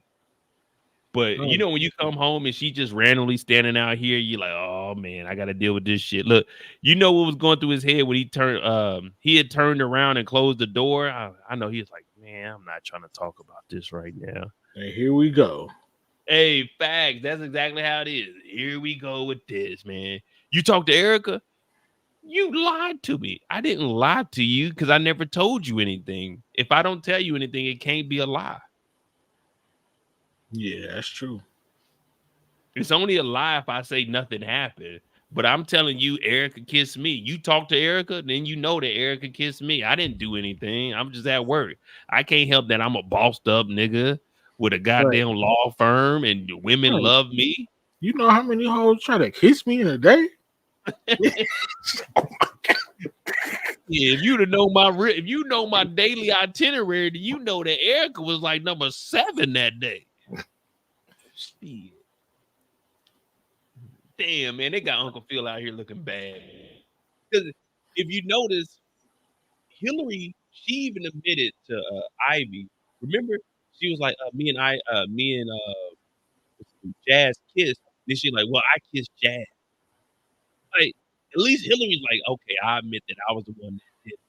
Erica kissed this man. He's a victim. Yeah, man. The women on the show, man, they kind of iffy, man, because Hillary is a disgusting individual as well, man.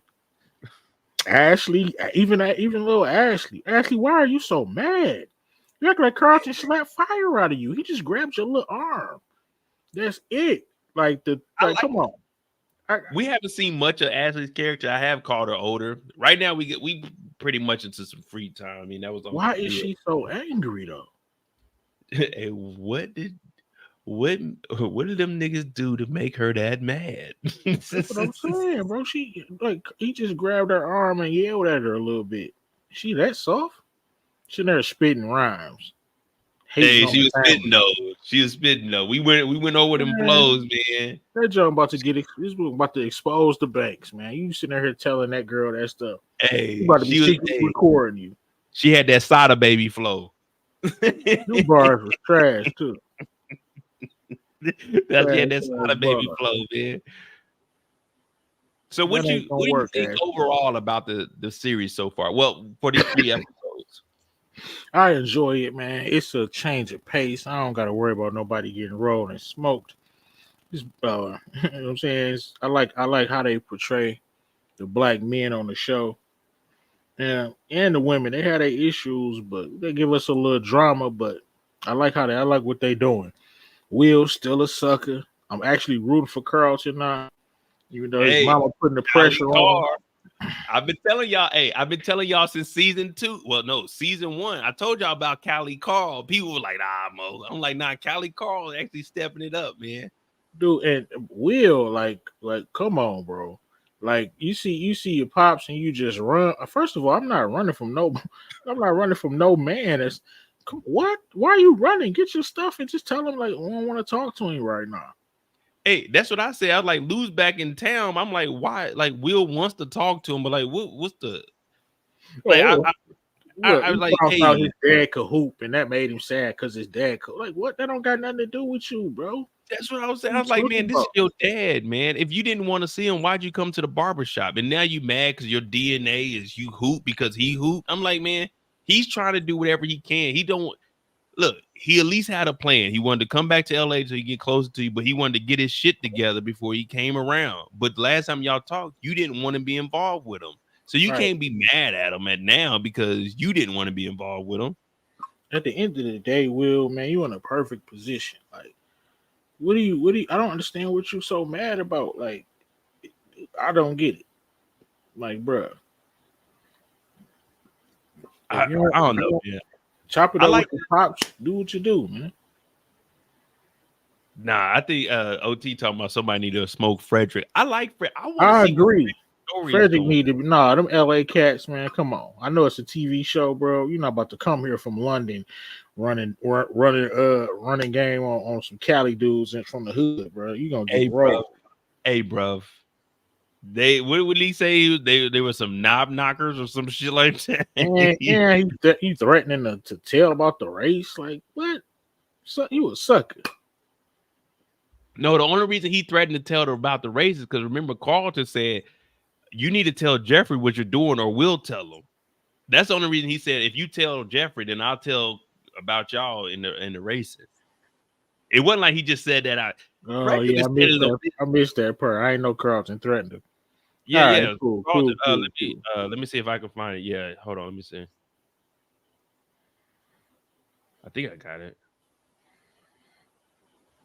Yeah, Carlton said if you don't tell them, then we'll tell them, and that's when he said we'll. Usher lyrics? Oh no, that ain't it. That's the Usher lyrics.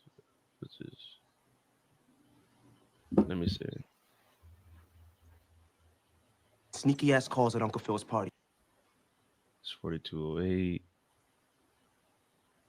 We don't gotta know everything you got going on.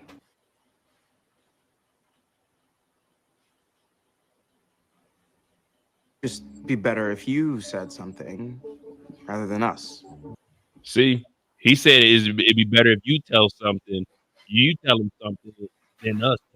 That's when he said, I'll tell on y'all if you tell on me. Right. Yeah, man, he need to chill out though. For real. Man, he getting money, man. We getting money. Get hurt. He gonna get hurt, Mo. He don't even know the lay of the land, bro. He gonna get lined up. Here, I'm gonna try to play it again real quick. Hold on. It would just be better if you said something rather than us. You know, he'd understand. Yeah, see, so Carlton threatened to tell on him, and then that's when he said, if you tell on me, then I'm gonna tell you that y'all are street racing. Cool. Man, why is Lisa so mad, dog? Didn't she say they wasn't together? If you don't get yourself out of here. Brillo. Real stupid too, man. I'd have been like, yeah, I'm going to get some Philly style cheesesteaks. We out. I'd have been off Lisa, bro. Why is he not benefiting from this? Man, and then like Lisa's holding out, like, man, it's a whole bunch of shit. Because Jackie talking about, yeah, we can go. Well, first of all, knowing what Jackie and her family did, I would have already been iffy. I probably wouldn't have went. Like, I'm gonna fuck with Jackie during the daytime because I'm already thinking it's a setup because of just who Jackie is. She talking about my homie. Going, like, nah, that sounds like some bullshit. But Lisa talking about she got to go home for practice. I'm like, yeah, I'm with you, man. We just got done racing. We just won $35,000, and this nigga Jazz ain't give us no money. I'm about to go try to give me some cutty. Right. Hey, yeah, I feel you. What do you think about that, man? Was Jazz wrong for not giving them no money for winning $35,000 for him? No, what they need money for? No. Jazz was not wrong. They no. You've seen their house? Have you seen where they live? Man, he no, like 23. Man. I don't care. They are rich, Mo, and I am struggling. I'm not giving them a dime. Thank you. Y'all love Jazz. Y'all love Brillo. They rich, but what did Phil say? Get y'all ass a job. Man, that job is for pretend. Mo, there's no what is you have a say? Job in those circumstances? Y'all not rich, man. It's no pressure on them to it's a different type of job pressure on you. They don't care what happened. So what? They get fired. Then what? Uncle Phil gonna what? Well, Uncle Phil, in the words of my brother Brillo, Uncle Phil is in the blender right now. Because damn, I'm Viv. Facts. Why she getting everybody a damn job at the country club? Like, chill out. Giving everybody a job, giving her a letter of recommendation to Juilliard. Like, I'm Viv. You know everybody in this house then smashed Jackie and Lisa, and now you helping everybody out. Like, give it a break. Jeez Louise. Man, before we get out of here, did you talk about Lamarcus? Oh, no. So I was going to talk about Lamarcus. I was going to talk about Phil and Viv, but then I brought you up. But, I mean, we can talk about it while you're on here because I got like, so Bel-Air, does it come out on midnight on Thursdays? I don't think so. I mean, midnight on Wednesday, like going into Thursday? Because I didn't watch it until like the afternoon. No, I think it come on at like 5 a.m. or something crazy. I don't know. I don't think they do it like Power. I could be wrong though. Hey, if anybody knows, let us know in the chat because I didn't watch the episodes. I watched 2 episodes on Thursday and I finished. Well, I watched all 3 of the episodes Thursday, but I didn't finish like recording until today. I really didn't like that they dropped all 3 of them. But it was all right because 1 and 2, you didn't really get too much information. Like 3 is like, okay, it started to pick up a little bit.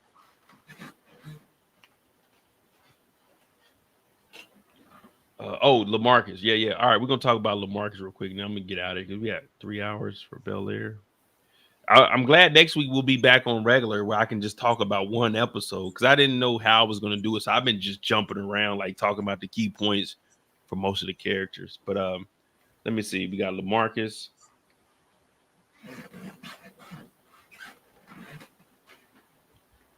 Now Lamarcus might be a pack, man. He might be done.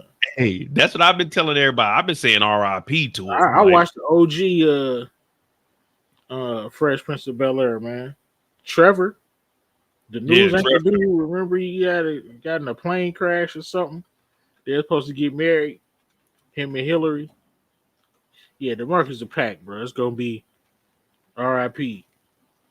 Hey, let me see if I can. Oh, let me see something. I think because I got 2 of them. Let me see. This is for tomorrow's recap. I actually feel bad for Lamarcus, man. This dude a solid dude, man. It's just a goofy with money, man. You know how it is. Nigga get a check. No, I think he really like Hillary. No, I mean I know that. I mean the buck with a lot of these, a lot of professional athletes, they were really corny. They just got money and they like these girls, but the girls don't really be there for that. They just be there for the ride. Yeah, you're right. Let me see what I said. And after that practice, Lamarcus ended up taking a hit in the end zone. And after he walked off, everyone's looking like, okay, he's all right. He's up. Wait a minute. Why is he limping like that? He takes about 10 steps. They're like, man, is this a zombie? He drops down to his knees. He falls to the ground. The ambulance, get the medic. It looks like my dog took a concussion, but at least he made the touchdown. Coach used to always tell us, catch the ball. Pause. You're going to get hit anyway. So now, Hills is feeling bad because she didn't get to tell him what she wanted to about Jazz. Yeah, I'm basically saying, man, it's RIP for this brother, man. This Not nigga dead. Hillary. If it's not RIP and he like, you know what I'm saying, down bad, Hillary gonna look terrible for leaving him for Jazz. So this is what I was telling my dog, why he hoop. I was saying that they were setting it up. Like he might have a concussion. They might start it off as a concussion, but then it's gonna go to like maybe he's in a coma or something. And then, like you said, it's gonna look bad that she's gonna leave him while he's, you know what I'm saying? Or he might recover eventually and she done already moved on with Jazz. Yeah, facts. Yeah, man, like Hillary is a fucked up. That's a fucked up individual. She was gonna come and tell this nigga before his first practice that, hey, I kissed another nigga. Like, that's fucked up, Hill. Even Ivy was even having some fucking sense. She was like, no. You don't want to go tell him this right now. Like, just bury that, get married. She's like, nah, I gotta go tell him before practice. Like, man. Yeah, she's an idiot, man. Women don't know, like, in order to propose, my boy Brillo's married. I was married at one point. In order for a man to propose, you really you really love this woman because you're not just proposing to anybody. But for her to come and tell you this before your job, especially like in football, like high risk shit, man, you can't come tell no nigga that. Because the last thing a dude wants to think is that his woman is fucking. Because if she tells you she kissed a guy, you automatically think is she effed the guy. Oh, it's over. She done. Exactly. So for her to come up, I'm gonna go tell him before his scrimmage, and then wear his jacket. My bachelor party though, but ain't no wedding. Man, still had a bachelor party, and you seen how that went.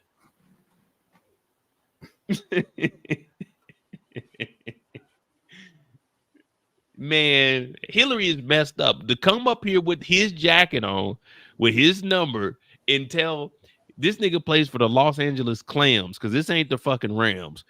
He played for the Los Angeles Clams, and you're gonna tell him that you kissed a nigga that's 5'4", that's delinquent on his taxes, that's about to lose everything, and I just took your funky ass to fucking Europe on a private jet. Like, dog. 25. Why you got number 25? He supposed to be the guy. That number is trash in football. Yeah, and you can't even wear 25 as a receiver. That's what I'm saying. You supposed to have like 81 or something. Look at this nigga, Brillo. Or a single digit at least. Make it like college. Yeah, I think they can wear single digits now. Yeah. 25? You got a running back number. But anyway, that's just us thinking too hard on the Yeah, that's just us thinking too hard. But, hey, look how they got this dude, man. Look at this dude.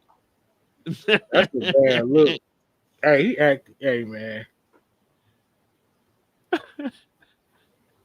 Hillary over. They gave us some melatonin and said, just let us roll you over, bro. Pause. Hillary, that dude, like, man.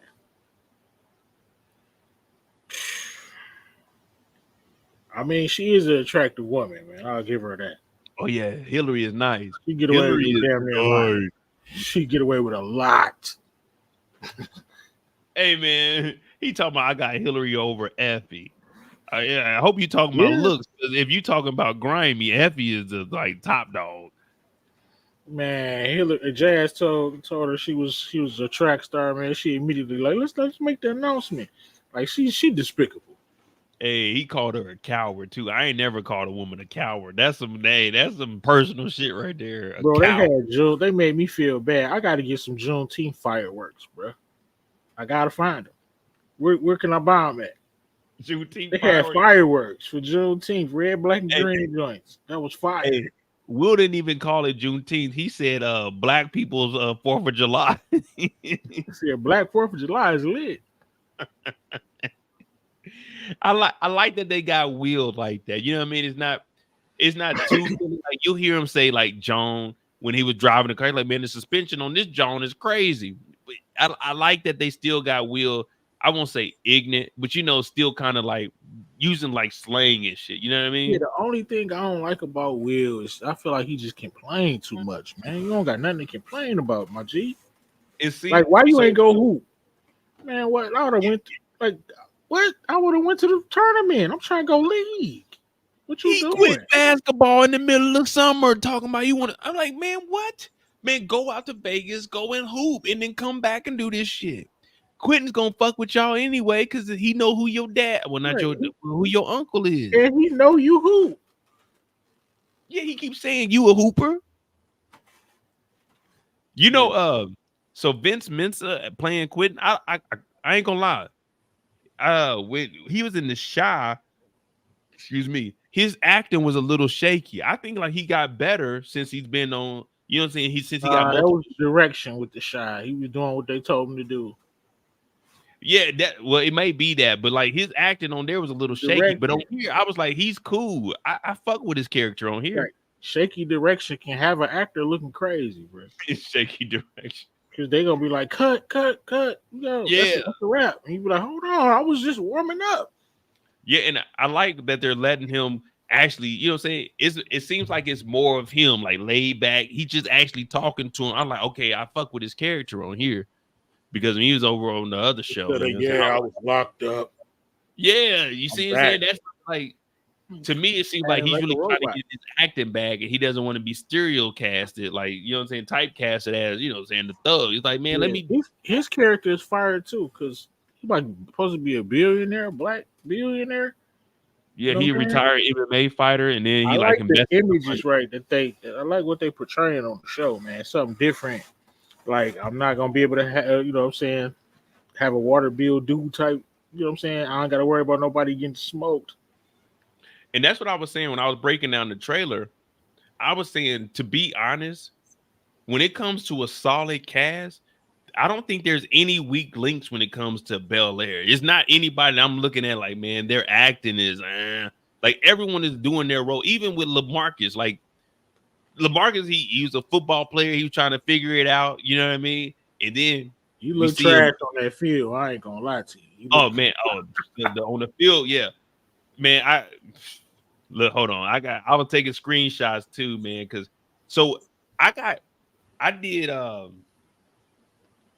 I went through and I had 20 YouTube shorts that I had made, and I was like using like the screen recording, and all of them got blocked, so I had to take them down. And that's why I'm editing my new ones. But I was talking about how he was running across the damn field, like this shit right here when he was running across. Like, dude, moving slow. Hey, that's what I was exactly. I was like, man, this nigga like, come on, man. If you're in the NFL, you about to have a crop. You about to have a good arm sleeves on. Come on, man. Your jersey not even fitting right. Come on, Mo. Hey, believe me, and that's why in the Discord I put, man, this is reminding me of like All American. I'm like, man, they could have did a little bit better with the football, but I know that's not the primary, you know what I'm saying, focus of the show. Where I was like, man, he jogging this shit. I'm like, man, no, them practice jerseys was still supposed to look clean with some type of logo on it. You know what I'm saying? They got the cheap pants and no gloss on them.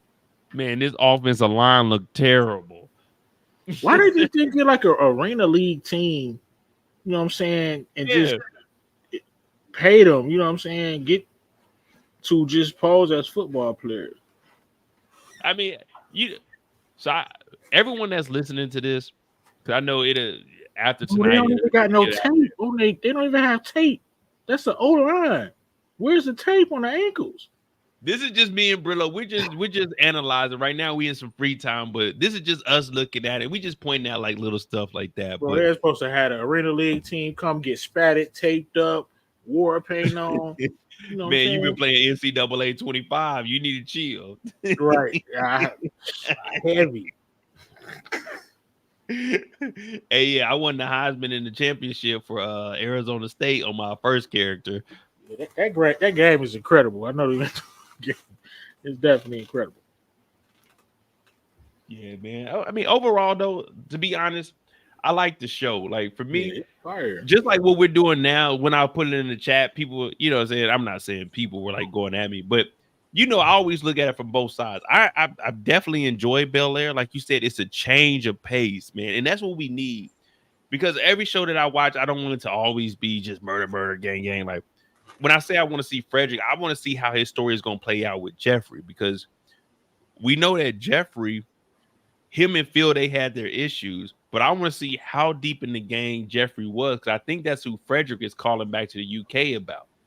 Because remember, Jeffrey wanted to protect Frederick, but now he's like, man, people know who I am. So I'm assuming that he's probably calling like the head of the gang, because now Jeffrey has opened up and said, hey, I was the number 2. So it's like, it looks like they finally found where Jeffrey is at via He his son. lining up his pops, which is crazy to me, for trying to protect you. And I'm thinking, so this is just what I'm looking at. I'm thinking it's gonna be Will, even though him and Frederick are clashing. I think it's gonna be Will to tell him like, "Hey, man, you can't do this," and it's gonna kind of open up Will reconnecting with Lou. You know what I mean? Like, you mad at your dad because he left and what he did, and then it's the same thing Carlton told him when they were sitting down. He was like, "No, you tripping because of the issues with your dad." So I think Will's going to talk some sense into Frederick to stop whatever he got going on, and then that's going to make him go back to Lou and be like, "Man, I apologize for all of that." Because in the trailer we do see Lou talking to them, talking about, "Man, I made that same mistake, and I put down basketball to get Will back into basketball," and then he starts supporting them. Yeah, man. Well, appreciate you for having me, Mo. I got to shoot a couple moves. It's always a good time, man. Hey, we got a couple more weeks till power come back on, and then, hey, it's going to be a hell of a draw. Hey, well, I mean, I don't know if they dropping Raising Kane in this fall. I seen you in Detroit. Real quick before you get out of here, what was you in Detroit? You guys were talking about 50 Cent, his like speed channel, whatever. What's it called? Yeah. Oh, the fast network is coming. No Diddy. So you gonna put all his shows on there and things like that. What he wants to make it be like a free app like Tubi.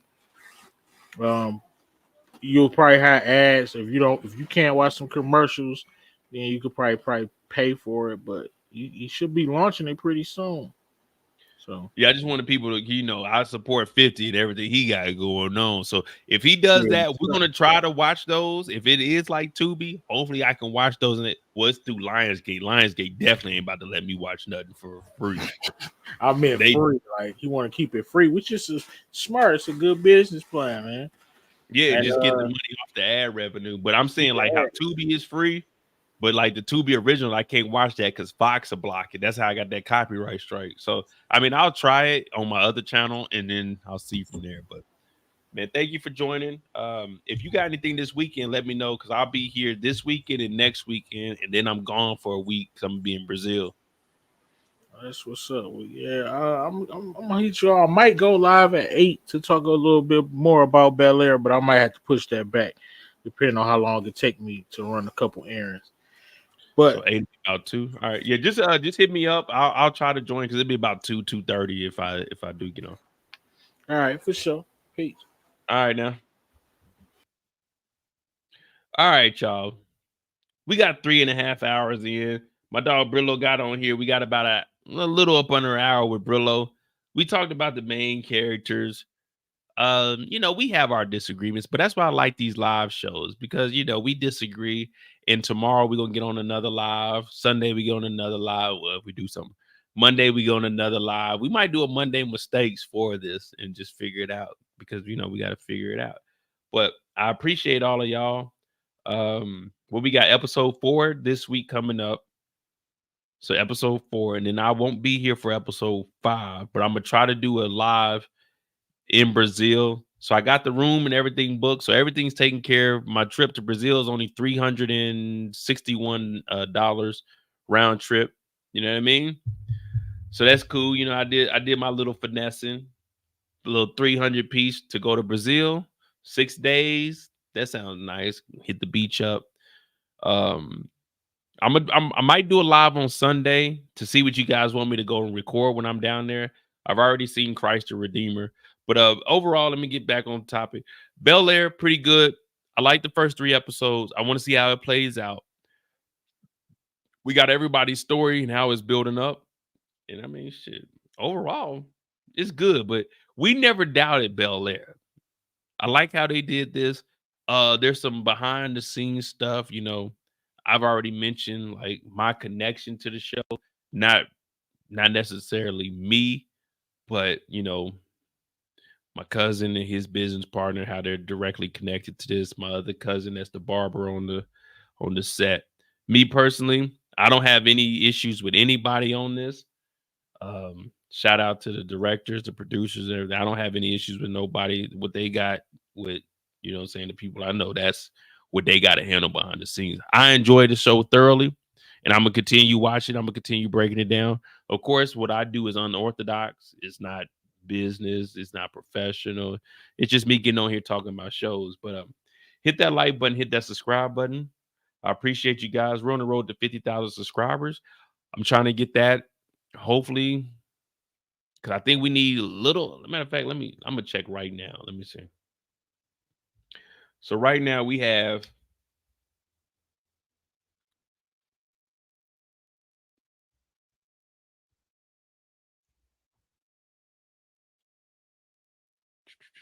come on, load up. We got 49,570. So that means we need 430 subscribers, and we'll reach 50,000 subscribers on this channel. That's a little milestone that we're trying to get. And then the next 75, 100, just slowly grinding. I'm going to start having more vlogs up on the channel. We would definitely start picking places. I'll put up 3 places and you guys vote on them, where you want me to go, where you want me to see. Because as I said, I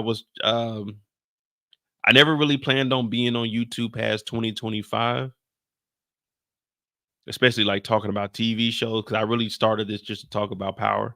I enjoy all these other shows, but, you know, I want to expand the channel out and, you know, say just enjoy life. That's why I moved over to Europe. But I appreciate all y'all. Love y'all. Hit that like button. Hit that subscribe button. Thank y'all for tuning in. If you know anybody that likes these shows, go ahead and share the video with them. Join the Discord. Support the channel if you like. Cash App is pinned in the chat. I'm Mo.J. Probably see you guys this weekend. And I'm out.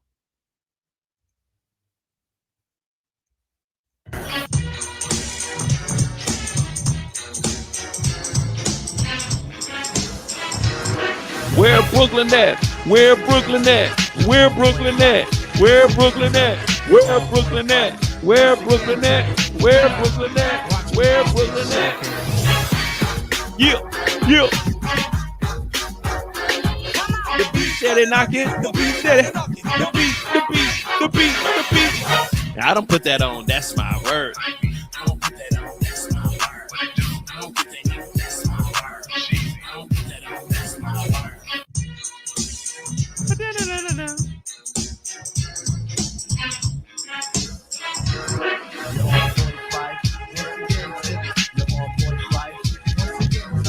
You're on 45.